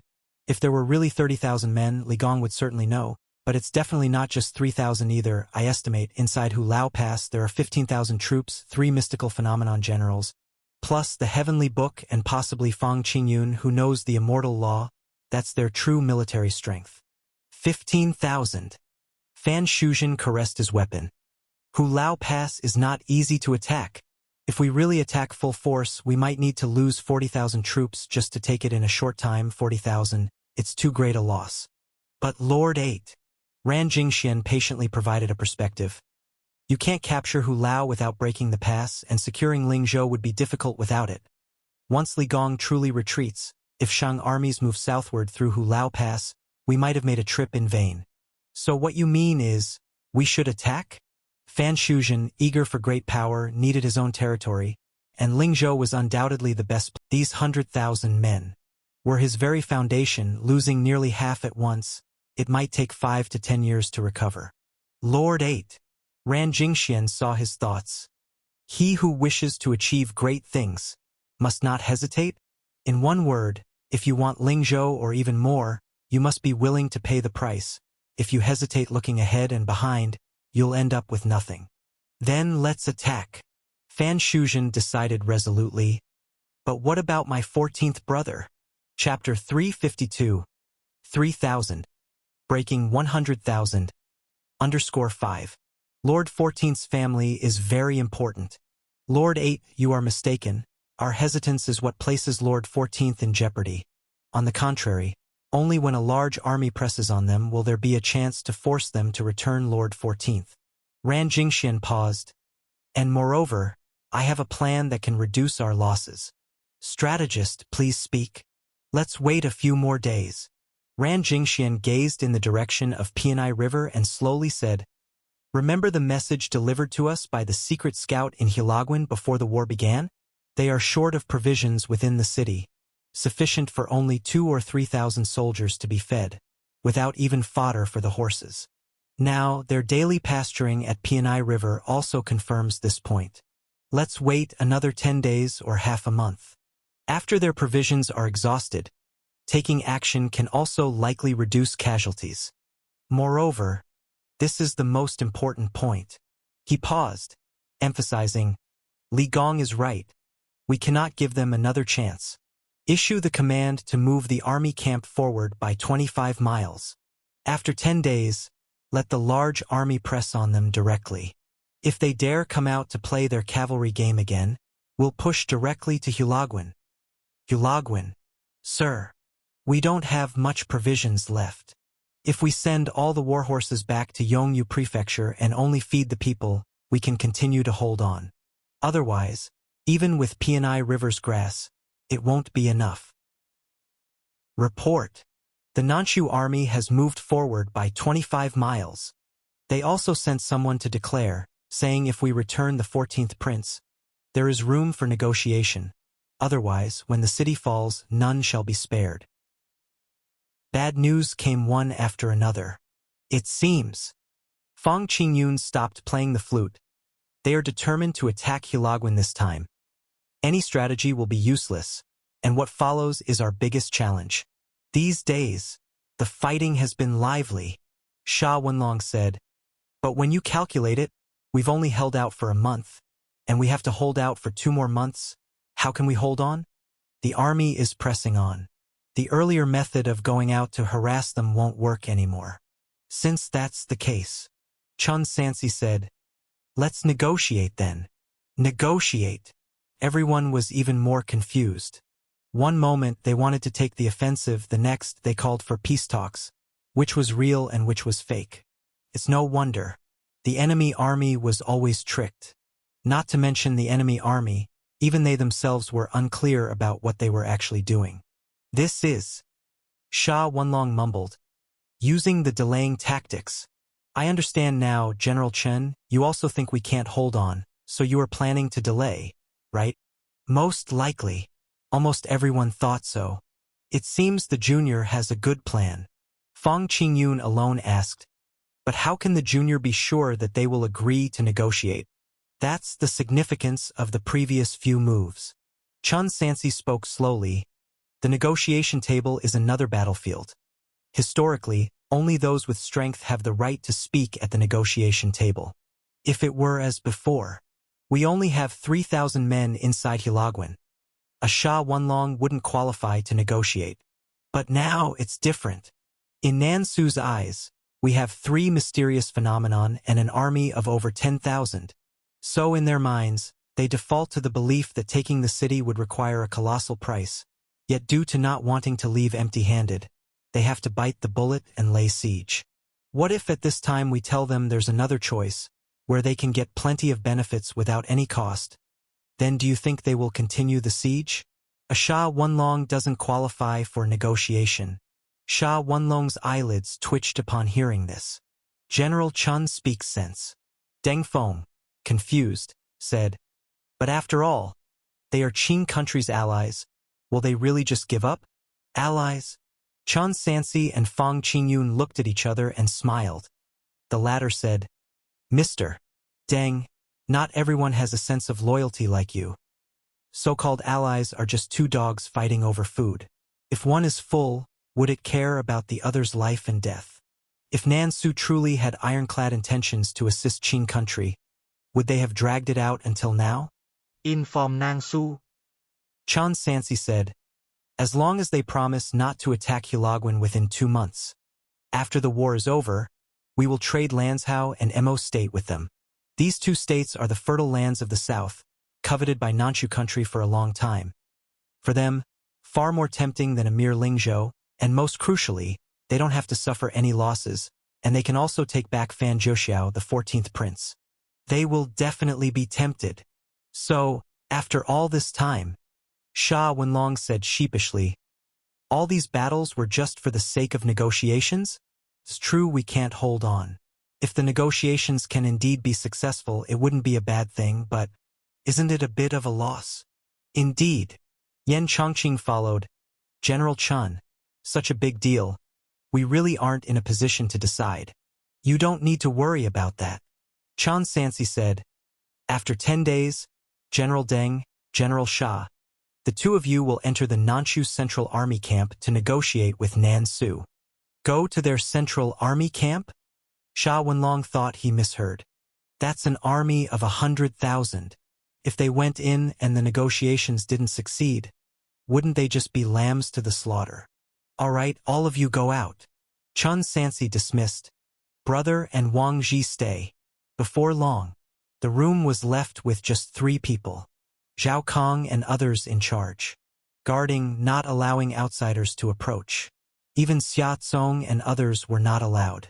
Xia Tsong originally wanted to be responsible for guarding the door. Couldn't help feeling somewhat disappointed. It seemed he was not one of General Chen's confidants yet. Chapter 353, 3000.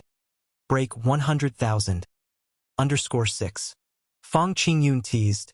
Junior brother, if your elder brother hasn't guessed wrong, you're planning to have the 2 of us go negotiate with the enemy army as well, aren't you? Correct. Chun Sansi said candidly. It's just that if only Sha and Deng go, there's no full assurance of success in our plan. However, if you 2 elders also joined, there would be enough confidence. But before that, I want to ask elder brother, if we encounter danger, do you have any means to save your own life? His sword chi skill was taught by Fang Qingyun. This elder brother even compiled a translation dictionary for the language and characters of the immortal realm.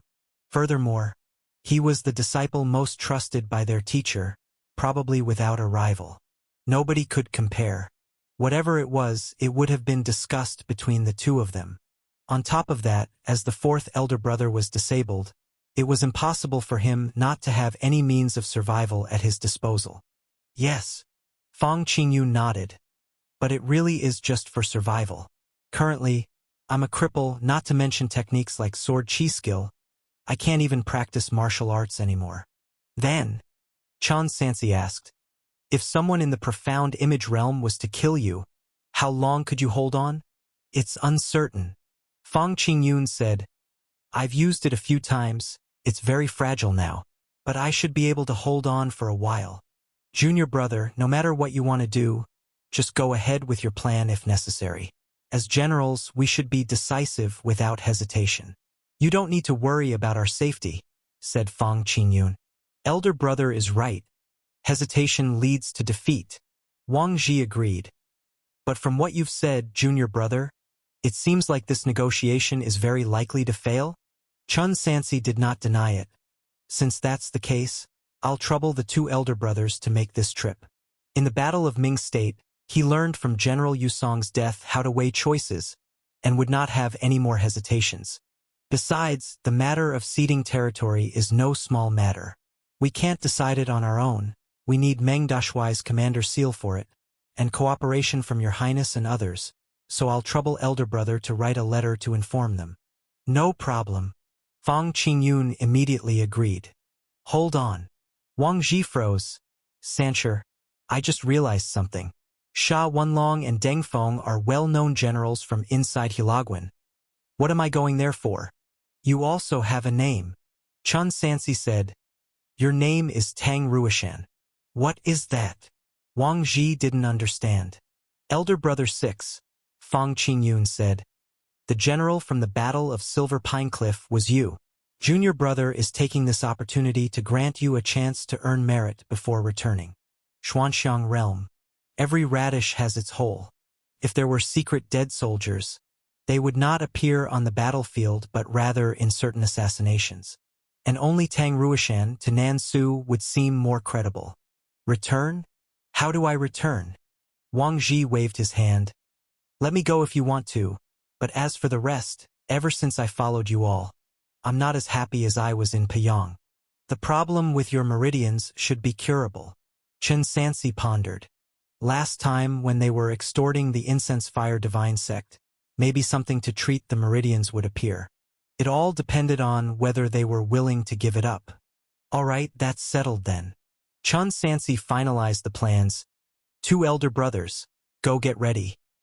Yongyu Prefecture. Good. What a valiant double incursion into enemy camp. Meng Qiuji put down his spear exhaustedly, barely back to the Central Army, and began listening to the Deputy General reading out the battle reports sent from Hulaguin.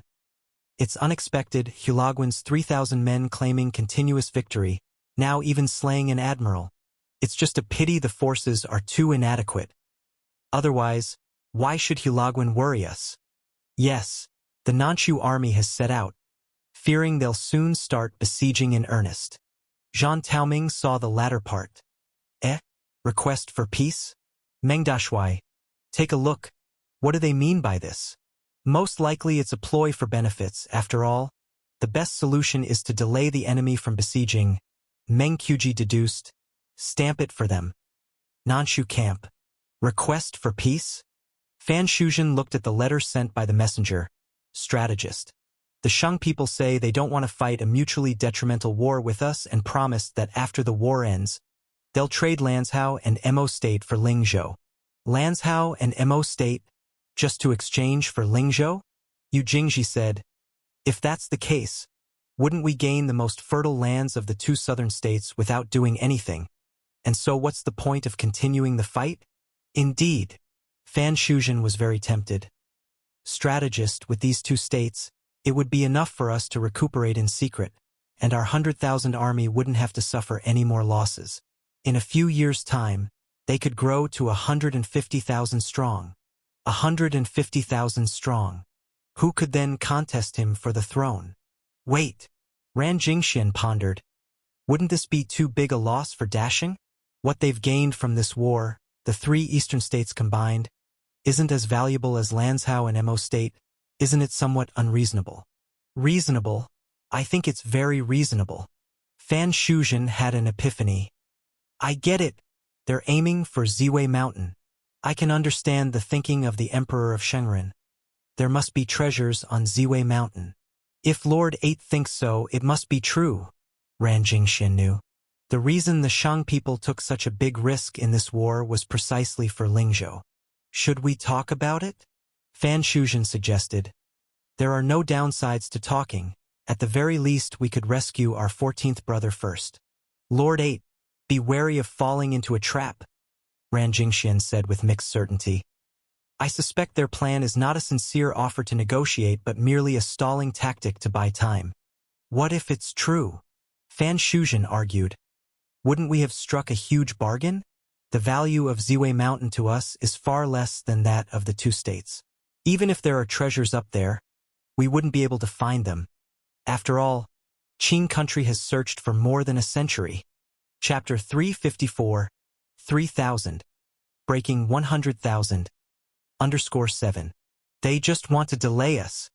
If they really want to talk, it's not impossible. After pondering for a moment, Ran Jingxian made a decision. Very well, Lord 8. Tell them we can talk peace. But they must first send back Lord 14, and then dispatch at least 2 mystical phenomenon generals along with Fang Qingyun, all to negotiate amidst our 100,000 troops.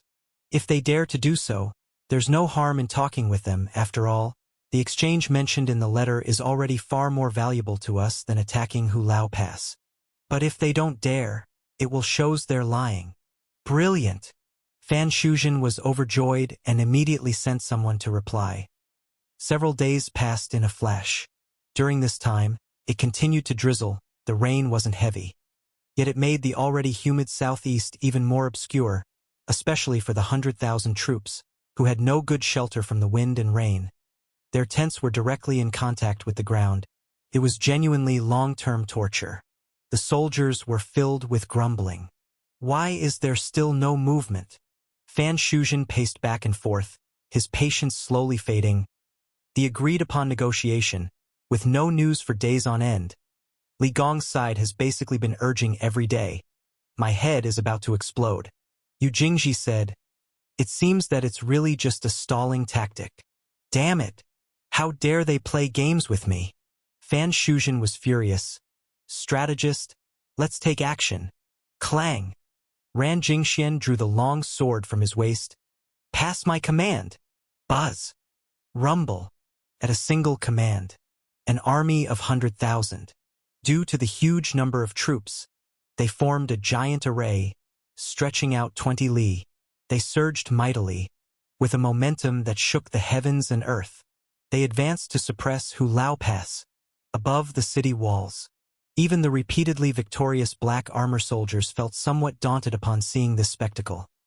After all, this was a genuine army of 100,000, and they knew that they only had 3,000 men.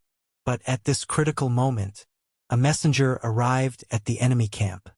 They agreed. Fan Shuzhen looked at the text above and once again became elated. Strategist, look quickly. Hu Lao Pass's messenger says they're willing to accept your terms. Oh, Ran Jingxian was slightly surprised. They're willing to dispatch 2 mystical phenomenon generals to our camp for negotiations? No. Fan Shuzhen said, it's actually 4 people. Sha Wenlong, Deng Feng, that fierce general whose name is unknown, and Fang Qingyun. It seems Ziwei Mountain really is important to them. They are sincerely coming to negotiate. All of them. Yu Jingji heard this with some disbelief. Doesn't this mean they're practically handing over 90% of Hu Lao Pass's strength right into our camp? Their sincerity is really enough. Strategist, I think it's worth talking. If that's really the case, Ran Jingxian said, it might be worth trying to talk to them, but I still feel like something isn't quite right. Strategist, you might be overthinking this time. Yu Jingji hastily said, 3 mystical phenomenon generals are all in our central army camp. Even Fang Qingyun included. Once they enter our camp, they'll be like lambs to the slaughter. Don't they value their lives? Besides, with these people out, even Chun Sansi left in the rear, no matter how cunning, probably can't exert his strength. Can he? Without mystical phenomenon realm generals. Having explained everything, what remained of Chun Sansi was merely someone in the Meridian Passage realm. Even the previous Heavenly Book array at Silver Pine Cliff had required that barehanded warrior, and the later double cavalry raid relied completely on Deng Feng to resist martial artists of the same realm. Without them, what could Chun Sansi possibly do? This point is indeed correct. Ran Jingxian still hesitated somewhat. It's just, strategist. This is a once-in-a-lifetime opportunity. Fan Shuzhen said, the emperor of the Shang people, Long Qing, is inept and morally corrupt. Do you remember what happened in Yunzhou 10 days ago? 8 or 9 out of 10, it was his doing. If there really are treasures on Ziwei Mountain, to him, trading 2 states for them is nothing. Ran Jingxian thought about it, and it really was so. Moreover, he reasoned that it was the enemy walking into the tiger's den, and after all, it was just a negotiation, not a decisive battle. If the negotiation failed, they could simply continue the fight without delay. Strategist. Fan Shuzhen continued to persuade from the side. Don't forget, our 14th brother is still in their hands. Even if we can't agree, we can at least rescue him, right? All right. Ran Jingxian was finally convinced. In that case, let them come in to talk first, but if we can't agree... His gaze suddenly became sinister. Then they don't need to leave. Pass my command. Set up the trapping array around the central army tent in advance. Wait for my signal with the throwing of the cup. Then, welcome the guests. Buzz. The gate of Hulaguin City swung open. Fang, Deng, Sha, Wang, the 4 individuals, didn't bring any attendants and walked straight toward the 100,000-strong army. The dense armored soldiers parted like a tide, eventually swallowing them up. Sir, isn't this too risky? Even Zhao Kong and the others watched with fear and trepidation. Yes, General Fong and the others are all over there. That's 100,000 troops. If something happens, wouldn't it mean no one could come out? After all, the opponents still had 3 generals of the profound image realm, among whom Fan Shuzhen was no less powerful than Deng Feng. With only one Sha Wenlong left, should anything go wrong, it would mean the real end of Hulaguin. Chun Sansi looked over the wasteland, silent, his gaze filled with a resolute determination to win. Xia Tsong, heed the command. The entire army to prepare for battle. Tomorrow morning, march out for a decisive battle. A decisive battle? Xia Tsong almost thought he misheard. Sir, aren't we negotiating? Why suddenly a decisive battle? General Fong and the others are still inside there. Chun Sansi's silence provided the answer. Xia Tsong and the others no longer dared to object and immediately took their leave to carry out the orders. This arrangement was a negotiation, but it was also a decisive battle. This was the 4th move and the last move in the Battle of Hulaguin. 3,000 to break 100,000. Chapter 355. Jiuxiao Heavenly Soldiers descend to the mortal world, the final battle outside Hulaguin. Hulaguin. Chun Sansi sat cross-legged, absorbing the incense from the Shenju. Above his right hand, a small sword continuously took shape and then dispersed, but each appearance made it look more solid than before, and the power it radiated grew stronger. This cycle repeated, until at a certain moment, after the small sword became fully tangible and stable, it faintly emitted a dragon-like humming, growing to the size of a palm and revealing a sharp edge that made it seem like a real sword blade flying through the air. Sword Chi Skill, Breakthrough. Magic, Sword Chi Skill, Small Achievement. Progress, 0/2000. Utility, 100 Zhong Flying Sword. 100 Zhong Flying Sword. Kills invisibly from 100 Zhong away. Both power and distance received a significant enhancement. Chun Sansi carefully perceived it. Now casting a spell, there was absolutely no problem in killing someone at the Xuanxiang small success stage. He had watched Deng Feng fight, getting a clear sense of the combat and defensive power of a martial artist at the Xuanxiang realm. Sir, outside the door. From a considerable distance, Zhao Kong carefully reported, Sir, our supplies at Hulaguin were cut off yesterday, but we've just received word that in 2 hours, a batch of emergency supplies will be escorted here. This Meng Dashuai is still reliable. Chun Sansi knew that transporting supplies over in such a short time was a very troublesome affair. Then start cooking. Let the brothers eat and drink well before the decisive battle. Nanshu Camp. Deng Feng and his companions passed through layer upon layer of military formations, experiencing what is meant by a vast sea of humanity, with tens of thousands of people just deploying the formations stretched out for 20 li. It took them a journey of over 10 li to reach the central army. Sha Wenlong's heart filled with trepidation. If the peace negotiations don't succeed, what then? What then? Wang Ji glanced at him and said, We'll be surrounded and trapped. Whoever has the ability will live, whoever doesn't will die. Sha Wenlong, an entry-level martial artist at the Xuanxiang realm, was undoubtedly the weakest. The other 3 from Nansu. Fan Shuzhen, needless to say, Yu Jingji was also at Xuanxiang small success, and only Ran Jingxian, who primarily relied on strategy, was at Xuanxiang entry-level. Overall, if something went wrong, they would be finished. But it shouldn't come to that. After all, even Fang Qingyun was there. They wouldn't risk their lives so recklessly.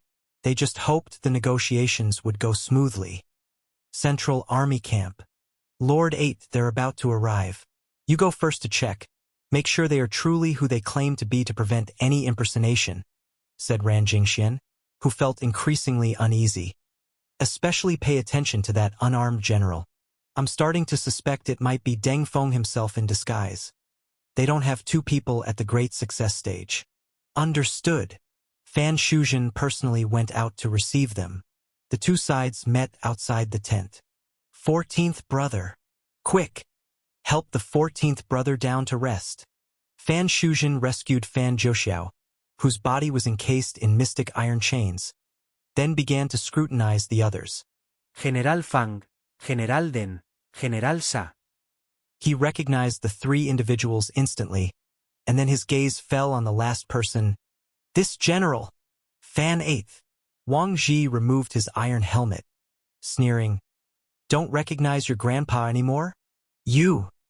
Fan Shuzhen was taken aback, and after a few breaths, he suddenly matched the face before him with a name from his memory. Tang Ruishan. You didn't die? The battle at Silver Pine Cliff? That was you? Not far away. Ran Jingxian inside the tent was pressing his hand on the hilt of his sword, ready to order his men to attack should there be any problem. But then he heard an all-too-familiar name. That year in Xuanwu camp. The entire camp had been annihilated under his father's command. Ran Jingxian flung the tent flap open. He quickly confirmed that it really was him. Tang Ruishan, you're really still alive? No wonder. Back then, the Nanshu soldiers said that Xuanwu camp had been completely wiped out. But in fact, there had been no bodies to prove the deceased, no signs of the living. Who? Sha Wenlong was also stunned. This man was the general of the Xuanwu camp back then? That was the feat of great success in the profound image realm 15 years ago.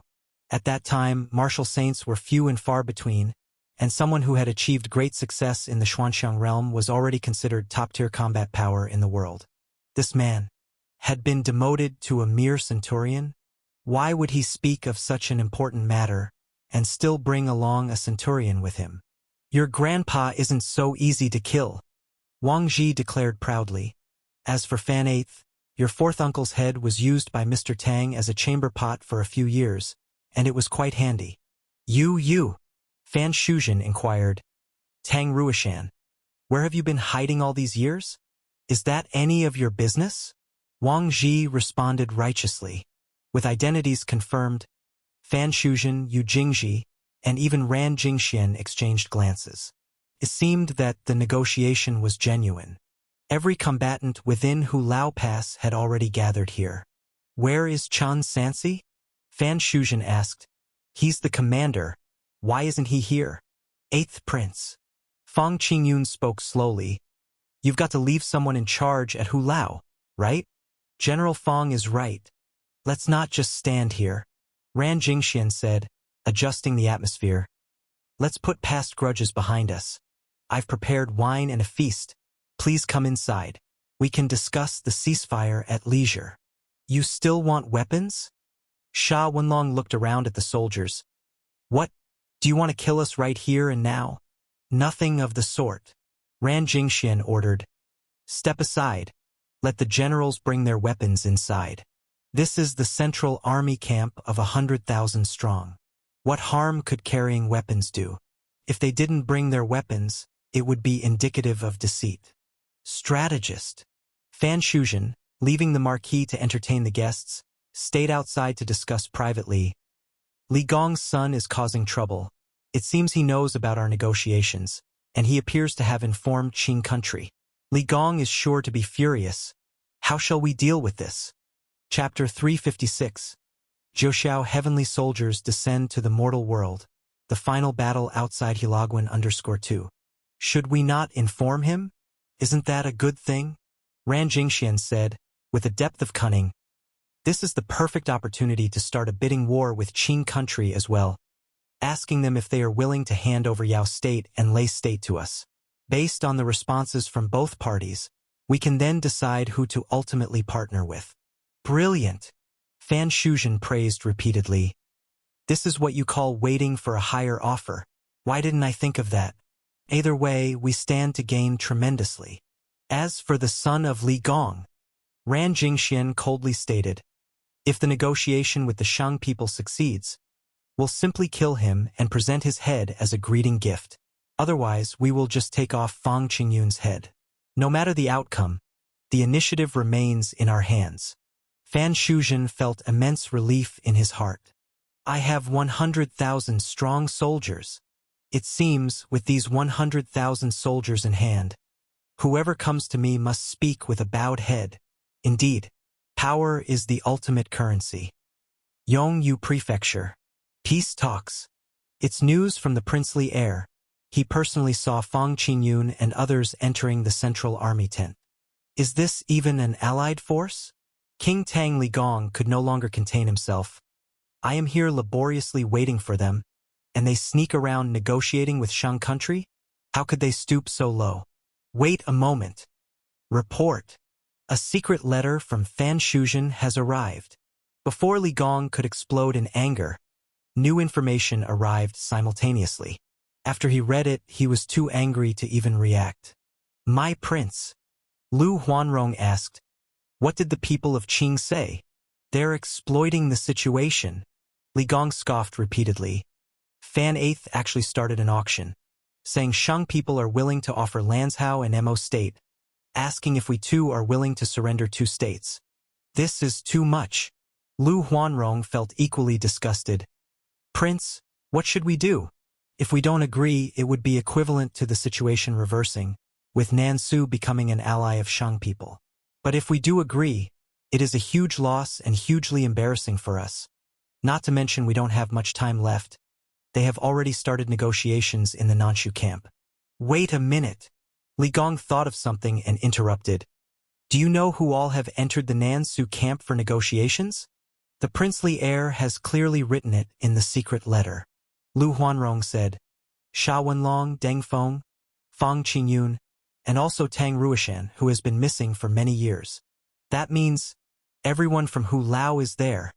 Li Gong suddenly concocted a bold strategy, decisively saying, Quick, draft a letter to Her Majesty, begging her to agree to all demands from Nansu. I have just one condition, the heads of these negotiating generals. Once they die, Hu Lao will fall without a fight, and Nansu's 100,000 soldiers will enter Lai State's territory much faster than if they directly attacked, possibly completely annihilating Meng Qiuji's troops. At that point, we could also coordinate with the barbarians on the grassland to make a move from the north, and West Qi could also make a comeback. This war could potentially turn into a war of annihilation for Shang country. My prince. Lu Huanrong felt a pang of sorrow. Is this truly feasible? Of course it's true. Li Gong steeled his resolve. If that was the case, it was time to play the big game. He gritted his teeth. Nansu is short-sighted like a frog in a well. We can't be like them. The lives of Fang Qingyun and Chun Sansi are worth trading for a state. And this time it will be the last roundabout. Shang country can't offer better terms. Fan 8th and his group have no reason left not to act. Hu Lao. Carts of provisions, arriving in the dark of night. Vice General Yang Pai, responsible for escorting them and relaying messages, told General Chun to continue standing firm at all costs, before he saw the following scene. Every soldier in Hu Lao was fully armed and ready for deployment. Even the horses were positioned in battle formations. Everyone waited behind the city gates. The setup was not one of defending, but of charging out to fight to the death. Upon inquiry, the answer was affirmative. At daybreak, the final battle would commence. 3,000. To go against 100,000. Sir. Liang Pai found the main general. Meng Deshuai has ordered you to try to buy time with the negotiations while ensuring you hold your positions at all costs, and to last another 2 months. Then the major forces can breach Yongyu Prefecture. 2 months. Chan Sansi responded calmly. Vice General Yang, with 100,000 soldiers pressuring from outside Hu Lao. Once the siege begins, the city will fall within 30 days. It's impossible to hold for 2 months. But such a huge risk shouldn't be taken. Liang Pai couldn't understand. To him, 3,000 charging out against 100,000 was no different from throwing meat buns to a dog. He advised, General, the fall of Hu Lao would have unimaginable consequences. This is of great importance. Shouldn't we notify Meng Deshuai about this? Of course. Chan Sansi called over his senior fellow disciple Hai Dongqing and loaded a pre-written letter. I have already written the battle report in advance. I will inform Meng Deshuai now. No need for you to worry. He didn't disclose the real plan for fear it would not be approved, particularly by Meng Deshuai. The man was exceedingly cautious. If he heard about sallying forth to battle, he would definitely go mad. That's why he told the truth just before the battle. That way, it was too late for anyone to countermand the decision. And who would want to take that risk? If Chun Sansi had 10,000, no, even just 7,000 troops, he would be confident in holding out for another 2 months. But the reality was that he only had 3,000 men, and the Meridian Passage fighters were even fewer, relying solely on Deng Feng to sustain them. To continue delaying would be a dead end. The only way not to lose was... Chapter 357. Zhou Heavenly Soldiers Descend to the Mortal World. The final battle outside Hilagwan_3. That is victory. From beginning to end, all he wanted was to win. Yongyu Prefecture. Another round of bloody slaughter ensued. After more than a month, both sides suffered heavy losses. The forces of Qing country had lost over 10,000 men, with Shang country suffering a similarly grim toll. The greatest advantage for Dashing lay in the fact that Yongyu Prefecture's provisions couldn't last much longer. The depletion of food and supplies signaled the moment the city would fall and its people perish. However, the problem of Hulao remained unsolved, like a sword dangling over their heads, threatening their lives at any moment. Is there any way to divert some more troops to Hulao? Clutching a blood-stained map, Meng Qiuji asked. The surrendered soldiers from Qing country are almost ready to be deployed. If we send some from Yongyu Prefecture as well, how many can we spare? Zhang Taoming calculated. We can squeeze out at most another 2,000 men, but even then it would take them at least 10 days to reach Hulao, and we don't have a single high-ranking officer to send. That will have to do. Meng Qiuji instructed. Proceed with this plan. It's not many, but it's better than nothing and might help hold out a bit longer. As the two racked their brains over how to aid Hulao, a subordinate delivered urgent news. This is bad. Commander, something grave has happened at Hulao. Upon hearing this, Meng Qiuji, who had just sat down, sprang to his feet and, as though facing a formidable enemy, said, The negotiations failed, and Nansu has launched an assault? Are they unable to hold on? No, Zhang Taoming, you must go yourself. Before he could finish speaking with his subordinate, he began desperately devising a rescue plan. Me? Zhang Taoming hesitated. Commander, if I leave, what will you do? The Crown Prince. Meng Qiuji said. The Crown Prince mentioned he'll try to send more reinforcements, though we're unsure when. Anyway, don't worry about me. Hulao is the priority. If worst comes to worst.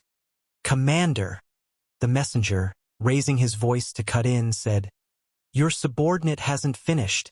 General Chun is preparing to lead 3,000 Xuanjia soldiers out for a decisive battle.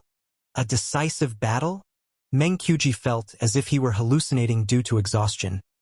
Aren't there 100,000 armored soldiers from Nansu outside Hulao? Who is he going to battle decisively? Against that very 100,000-strong army. The messenger replied, Commander, while you were besieging the city, you can see for yourself in the secret message. Where is it?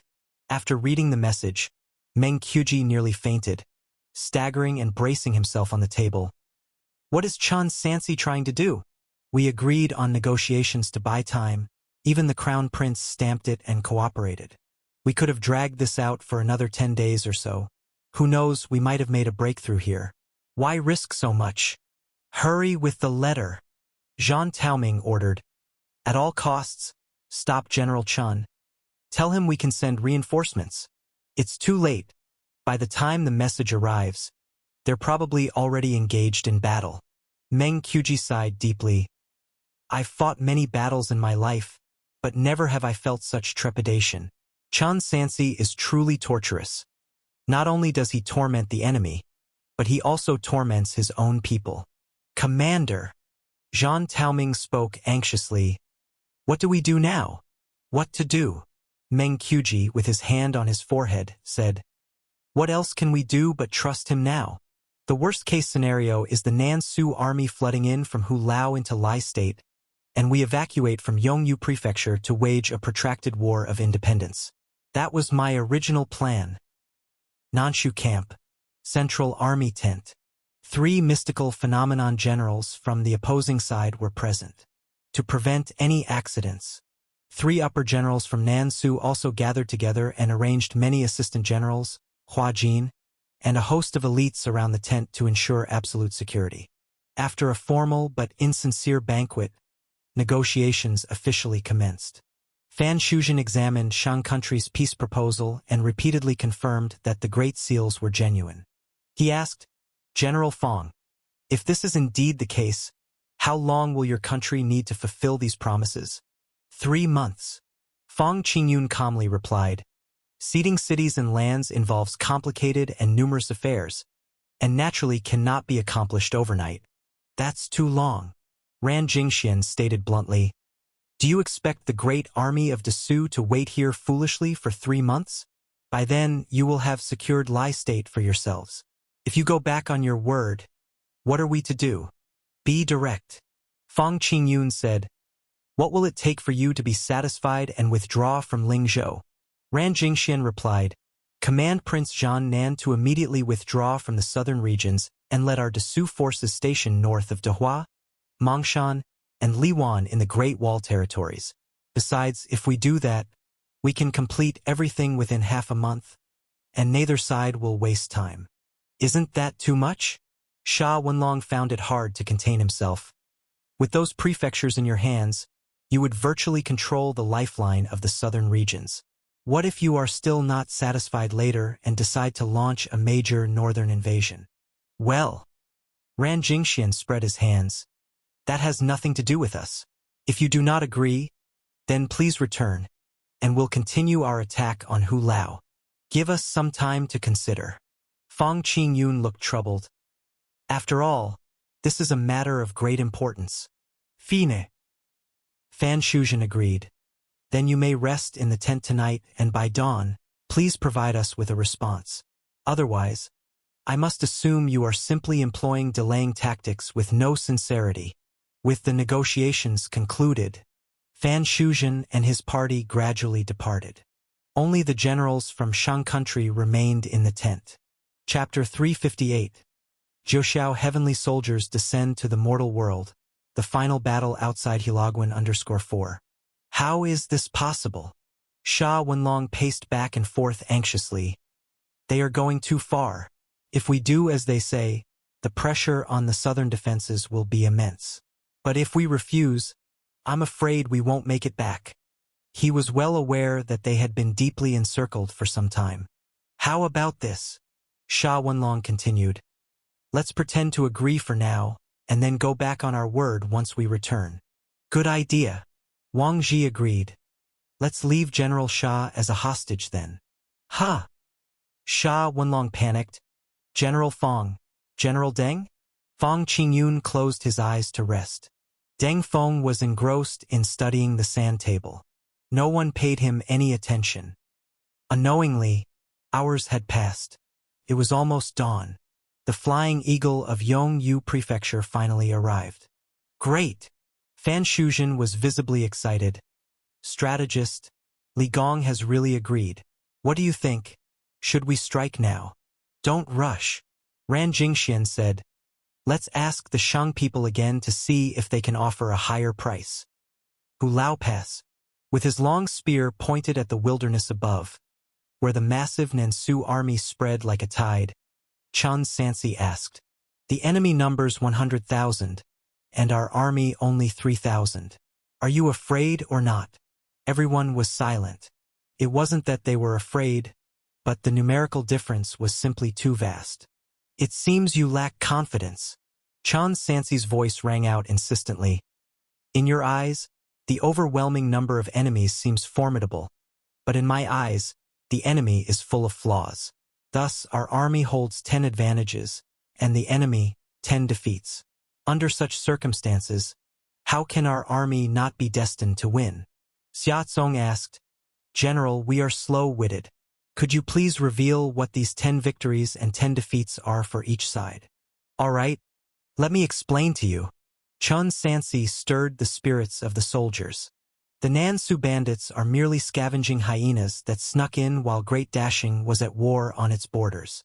Our soldiers are here to reclaim lost land and restore the temple, representing the first victory, a victory in righteousness.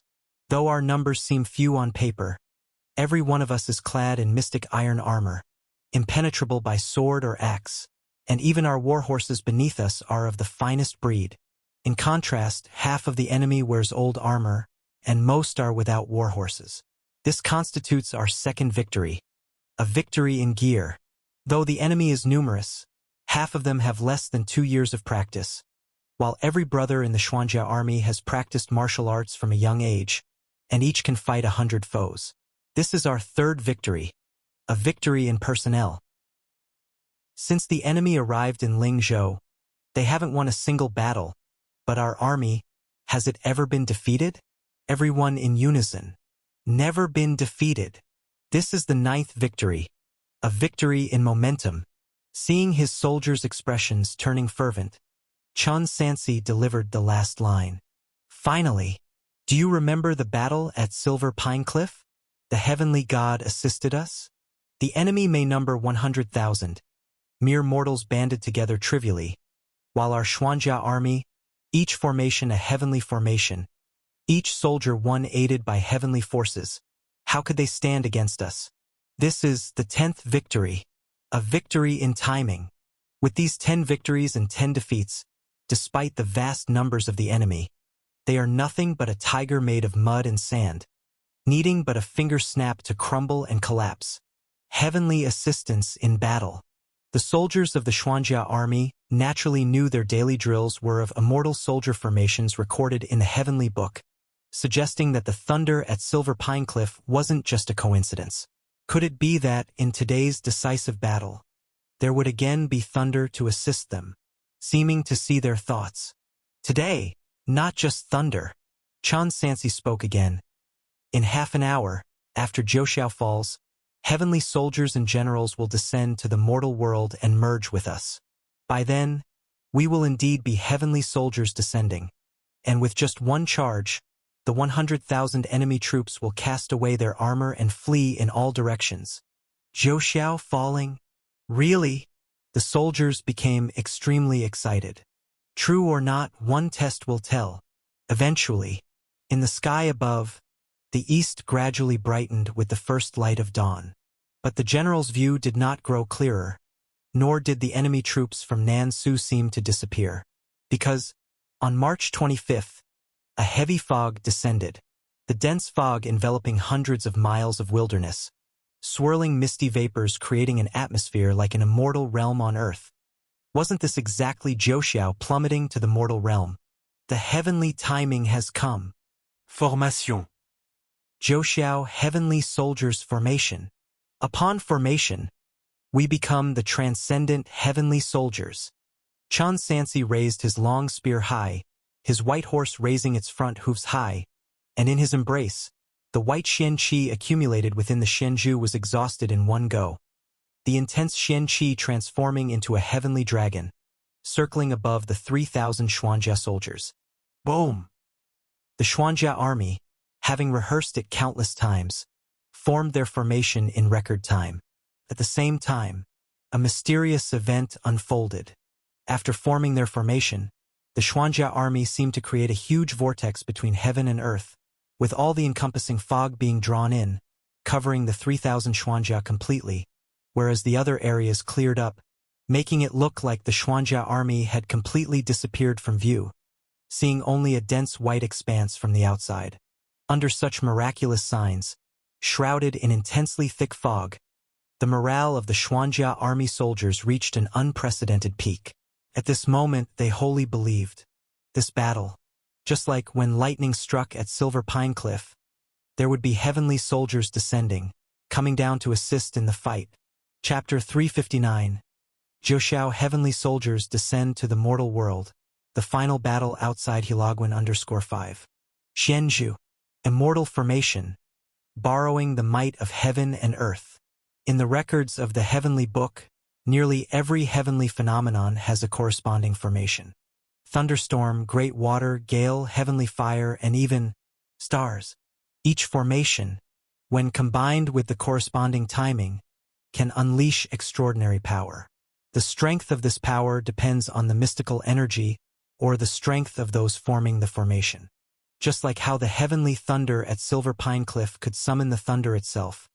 If there were a great fire, one could harness the power of the flames, that formation which draws strength from the stars, for someone well-versed in observing heavenly phenomena, could, given a passing meteor, summon the stars to fall like the summoned heavenly thunder under sufficient mystical energy. But based on current experience, it requires a massive amount of mystical energy to accomplish this. However, the current mystical energy is enough to unleash the power of the Juxiao Heavenly Soldiers formation. How could Nanshu's 100,000-strong army stand against the Heavenly Soldiers? Their defeat is inevitable. 3,000 black armors. Follow me. Charge. Meanwhile, within the Nanshu camp, Central Army tent, this great battle, all the masters of the Xuanxiang realm were still negotiating. General Fong, have you thought it through? Fan Shuzhen issued his final ultimatum. Won't you agree to add one more state? Isn't this a bit too much? After a long contemplation, Fong Qing Yun slowly refused. Lord Fan, it seems to me that you have no sincerity in these negotiations. This is simply asking for the moon. Oh! Fan Shuzhen narrowed his eyes. So General Fong means there is no need to negotiate anymore? Let me think further. Fong Qingyun replied indifferently. You're pushing a bit too hard. The last half an hour. Fan Shuzhen stated solemnly. General Fong, you better make a decision quickly. Vanguard Army. The Nanshu soldiers, who had already formed their battle formation and were just waiting for the beat of the drums to charge a Hilagwan, suddenly received notice to halt the siege last night. And so, 100,000 men stretching 20 miles back and forth on the plain had been waiting for a whole night. They did not dare to sleep that night. After waiting until daylight with still no movement, they struggled to hold on and ended up sitting down en masse. Are we going to fight this battle or not? Maybe not. I heard the negotiation has started. If we don't fight, it would be best. I heard there are also 30,000 men inside Hulao. Moreover, that Chun Sansi in the white robe can even summon heavenly thunder to strike people down. Everyone, stand up. Assistant General Chang Guangyao, responsible for commanding the vanguard army, sat on his horse and reprimanded. Maintain the formation. Whoever babbles nonsense again, I will cut out his tongue. Such a heavy fog. Yes, can't see a thing. Along with the brightening sky, a hazy fog spread across the wilderness, severely limiting everyone's visibility. Fussed over a fog as well. Chang Guangyao started whipping the soldiers who were resting on the ground with his riding crop. Get up. The fog will clear soon. Why is it dispersing so quickly? He rode his horse a short distance, and noticed that the fog which had just formed was dissipating rapidly, unnaturally fast. In less than the time it takes a pot of tea to brew, the foggy weather cleared up completely. This is really spooky. What kind of weather is this? Yeah. I've never seen fog disperse this quickly. Something's not right. Look closely. The fog isn't dispersing. It's running away. Yes, the fog was running away. Above their heads, the fog that blanketed the sky was all drifting in one direction. But there was no wind at all. The fog moved as if it had a life of its own, drawn by something. Hey! This is unreal. What's happening? Wow! Under this bizarre sight, the weary Nanshu soldiers, who had been up all night, one after another stood up and craned their necks to see clearly. Up ahead was the northern side. That was the direction of Hilagwan. More and more fog gathered to the north until, finally, it completely obscured Hilagwan, turning it into a vast expanse of white. Nanshu country was a land of many mountains and waters. The soldiers were all too familiar with fog, which is why they were all the more certain that what they were seeing was not normal. What's going on? Chang Guangyao himself was so mesmerized that he even forgot his duty to maintain order. The fog! The fog is back! Look! Everyone, look! Beyond Hilagwan, the overwhelming fog that had amassed suddenly began to move again. rolling towards the direction of the Grand Army. What in the world is this? Oh my God! Is this fog alive? As the fog drew nearer, they could faintly hear noises coming from within. Sounds like the clopping of horse hooves, the beating of war drums. Boom, boom, boomstreepje. Galip glop, galip glop. The sounds became more and more distinct. The Nanshu soldiers started to feel the ground tremble, and their innards shook with the deafening sound of the war drums. In an instant, the fog that had been miles away had reached the front line of the Nanshu vanguard. This is bad. It's the enemy. Chang Guangyao realized what was happening, but before he could shout, an arrow shot out from the fog like lightning, carrying an immense force that pierced right through his throat without warning. Thump! He fell lifelessly from his horse. Enemy forces. Ambush! It was at this moment the Nanshu soldiers finally realized that the enemy was hidden within the fog. Unfortunately, it was already too late. In an instant, the dense fog had engulfed the entire vanguard. After entering the fog, Chapter 360 Juxiao Heavenly Soldiers Descend to the Mortal World, the final battle outside Hilagwan_6. The Nanshu soldiers could finally see a heavenly army, heavenly soldiers and generals, black mystic iron armor, merging with golden spears and iron horses, clouds and mist enshrouding, divine weapons gleaming sharply. It happened just at sunrise. Strands of golden light pierced the dense fog, casting brilliance upon the black armor, radiating a sacred and solemn aura. It was as if heavenly gods had descended to the mortal world, truly an ascension of a mortal army to immortality. For a moment, the Nanshu soldiers were so astonished that they found themselves gaping. To say nothing of resisting, they had even forgotten to flee. Clank! Only when the iron flood roared past, and sprays of blood burst forth in the white mist, did the Nanshu soldiers finally snap out of it, plunging into boundless and endless panic. Immortals! There are immortals! Heavenly soldiers and generals! PFF. A plague named fear began to spread through the 100,000-strong army. They're not heavenly soldiers and generals. Assistant General Xian Chifan saw with his own eyes, amidst the fog, a black general's banner adorned with red brocade borders fluttering wildly, emblazoned with a gold character exuding a powerful aura of murder. Chun. The Chun banner. It was dashing. It was the white robe. It's the people from Hilagwan who have broken out. Xian Chifan bellowed loudly. Hold steady. Form up. Form up. What's going on? Weren't they holding talks? Why has the fighting resumed? 30,000. They have over 30,000 men. It's 300000. Look for yourselves. Stop spouting bullshit. At most there are 50,000. Where would 300,000 come from? Xian Chifan beheaded a soldier whose words were shaking the army's morale. However, it still did not reverse the chaotic situation. The Nanshu army. They were utterly unprepared. More crucially, there was no one to command them. In the current situation, what was most needed was someone to stabilize things. These assistant generals could not do it. At the very least, a general was needed. But the issue was, all of them were 10 miles away at the central army tent, negotiating. Ah! The cry of anguish rose consecutively. The vanguard began to lose control and collapse. Run! General! Quickly notify the prince and the generals. Enemy attack. Dashing is charging. Central army tent. General Fong.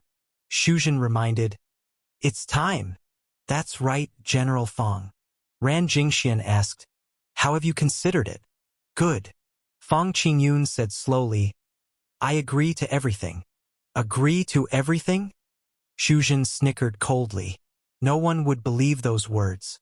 If they were true, it would be like a pie falling from the sky. Very well. Ran Jingxian did not expose the lie but simply said, since that is the case, General Fong, please sign on behalf of Shang country, and then carry out our agreement immediately. After that, we will all return to Dessous. The implication was clear. They wanted to take hostages. General Shah. Fang Qingyun called out, "You stay. The rest of us will go." Question mark. Before Sha Wenlong could object, Ran Jingxian vetoed, "General Fang, that won't do. This matter is of great importance, and none of you can leave before the dust has settled. But rest assured, as long as you truly abide by the contract, Dessous will ensure you are treated as honored guests." "Everyone stays?" Fang Qingyun said. "Someone has to return with the message, right? Not only must we show sincerity, but shouldn't you from Nan Su also show some sincerity?" In the midst of the argument, suddenly, there was a clamor outside. "What's going on?" Shuzhen shouted loudly. "Prince! Prince!" An assistant general stumbled into the tent, babbling, "It's bad. Really bad. The Shang people inside Hulaguin suddenly launched an attack on our military formation. There are so many of them. We can't hold them back. Can't hold back. Damn it!" Shuzhen exploded with rage, seizing his weapon in an instant, and bellowed, "Fang Qingyun, is this your idea of negotiations?" Ran Jingxian was utterly astonished. He simply couldn't believe it. Inside Hulaguin, the generals were all trapped here. Chun Sansi led his small force in a charge? Wasn't this suicidal? Chun Sansi has broken through? Sha Wenlong scratched his head in disbelief. Has he gone mad? This was utterly preposterous. Wasn't this a death sentence for them? "Prince, don't panic," Ran Jingxian assured him. "What he's doing is pointless. If he slaughters these men, Hulaguin will be left with no mysterious phenomenons, and the man named Chun would be signing his own death warrant. The strategist speaks wisely. I have 100,000 troops. How could I be afraid of a mere meridian passage? Guards!" Shuzhen, pointing his bladeless giant sword at Fang Qingyun and the others, gave the order.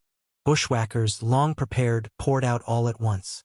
Countless blades, spears, swords, halberds, and mystical iron shields surrounded the central army tent layer by layer. "It's a misunderstanding. A misunderstanding," Sha Wenlong hastily explained. "Lord Fan, we truly came to negotiate. Chun acted on his own, which has nothing to do with us. Isn't that right, General Fang?" Only then did he notice.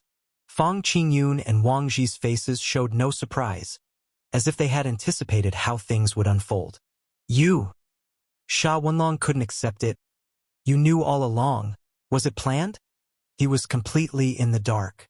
In fact, Deng Feng didn't know either, but he didn't care. He simply obeyed orders, doing whatever he was told, even if it meant death. "Fang Qingyun," Shuzhen mocked angrily. "To think I negotiated with you in good faith, and yet you, a despicable and shameless wretch, dare to play me attack." Prepare tout dit.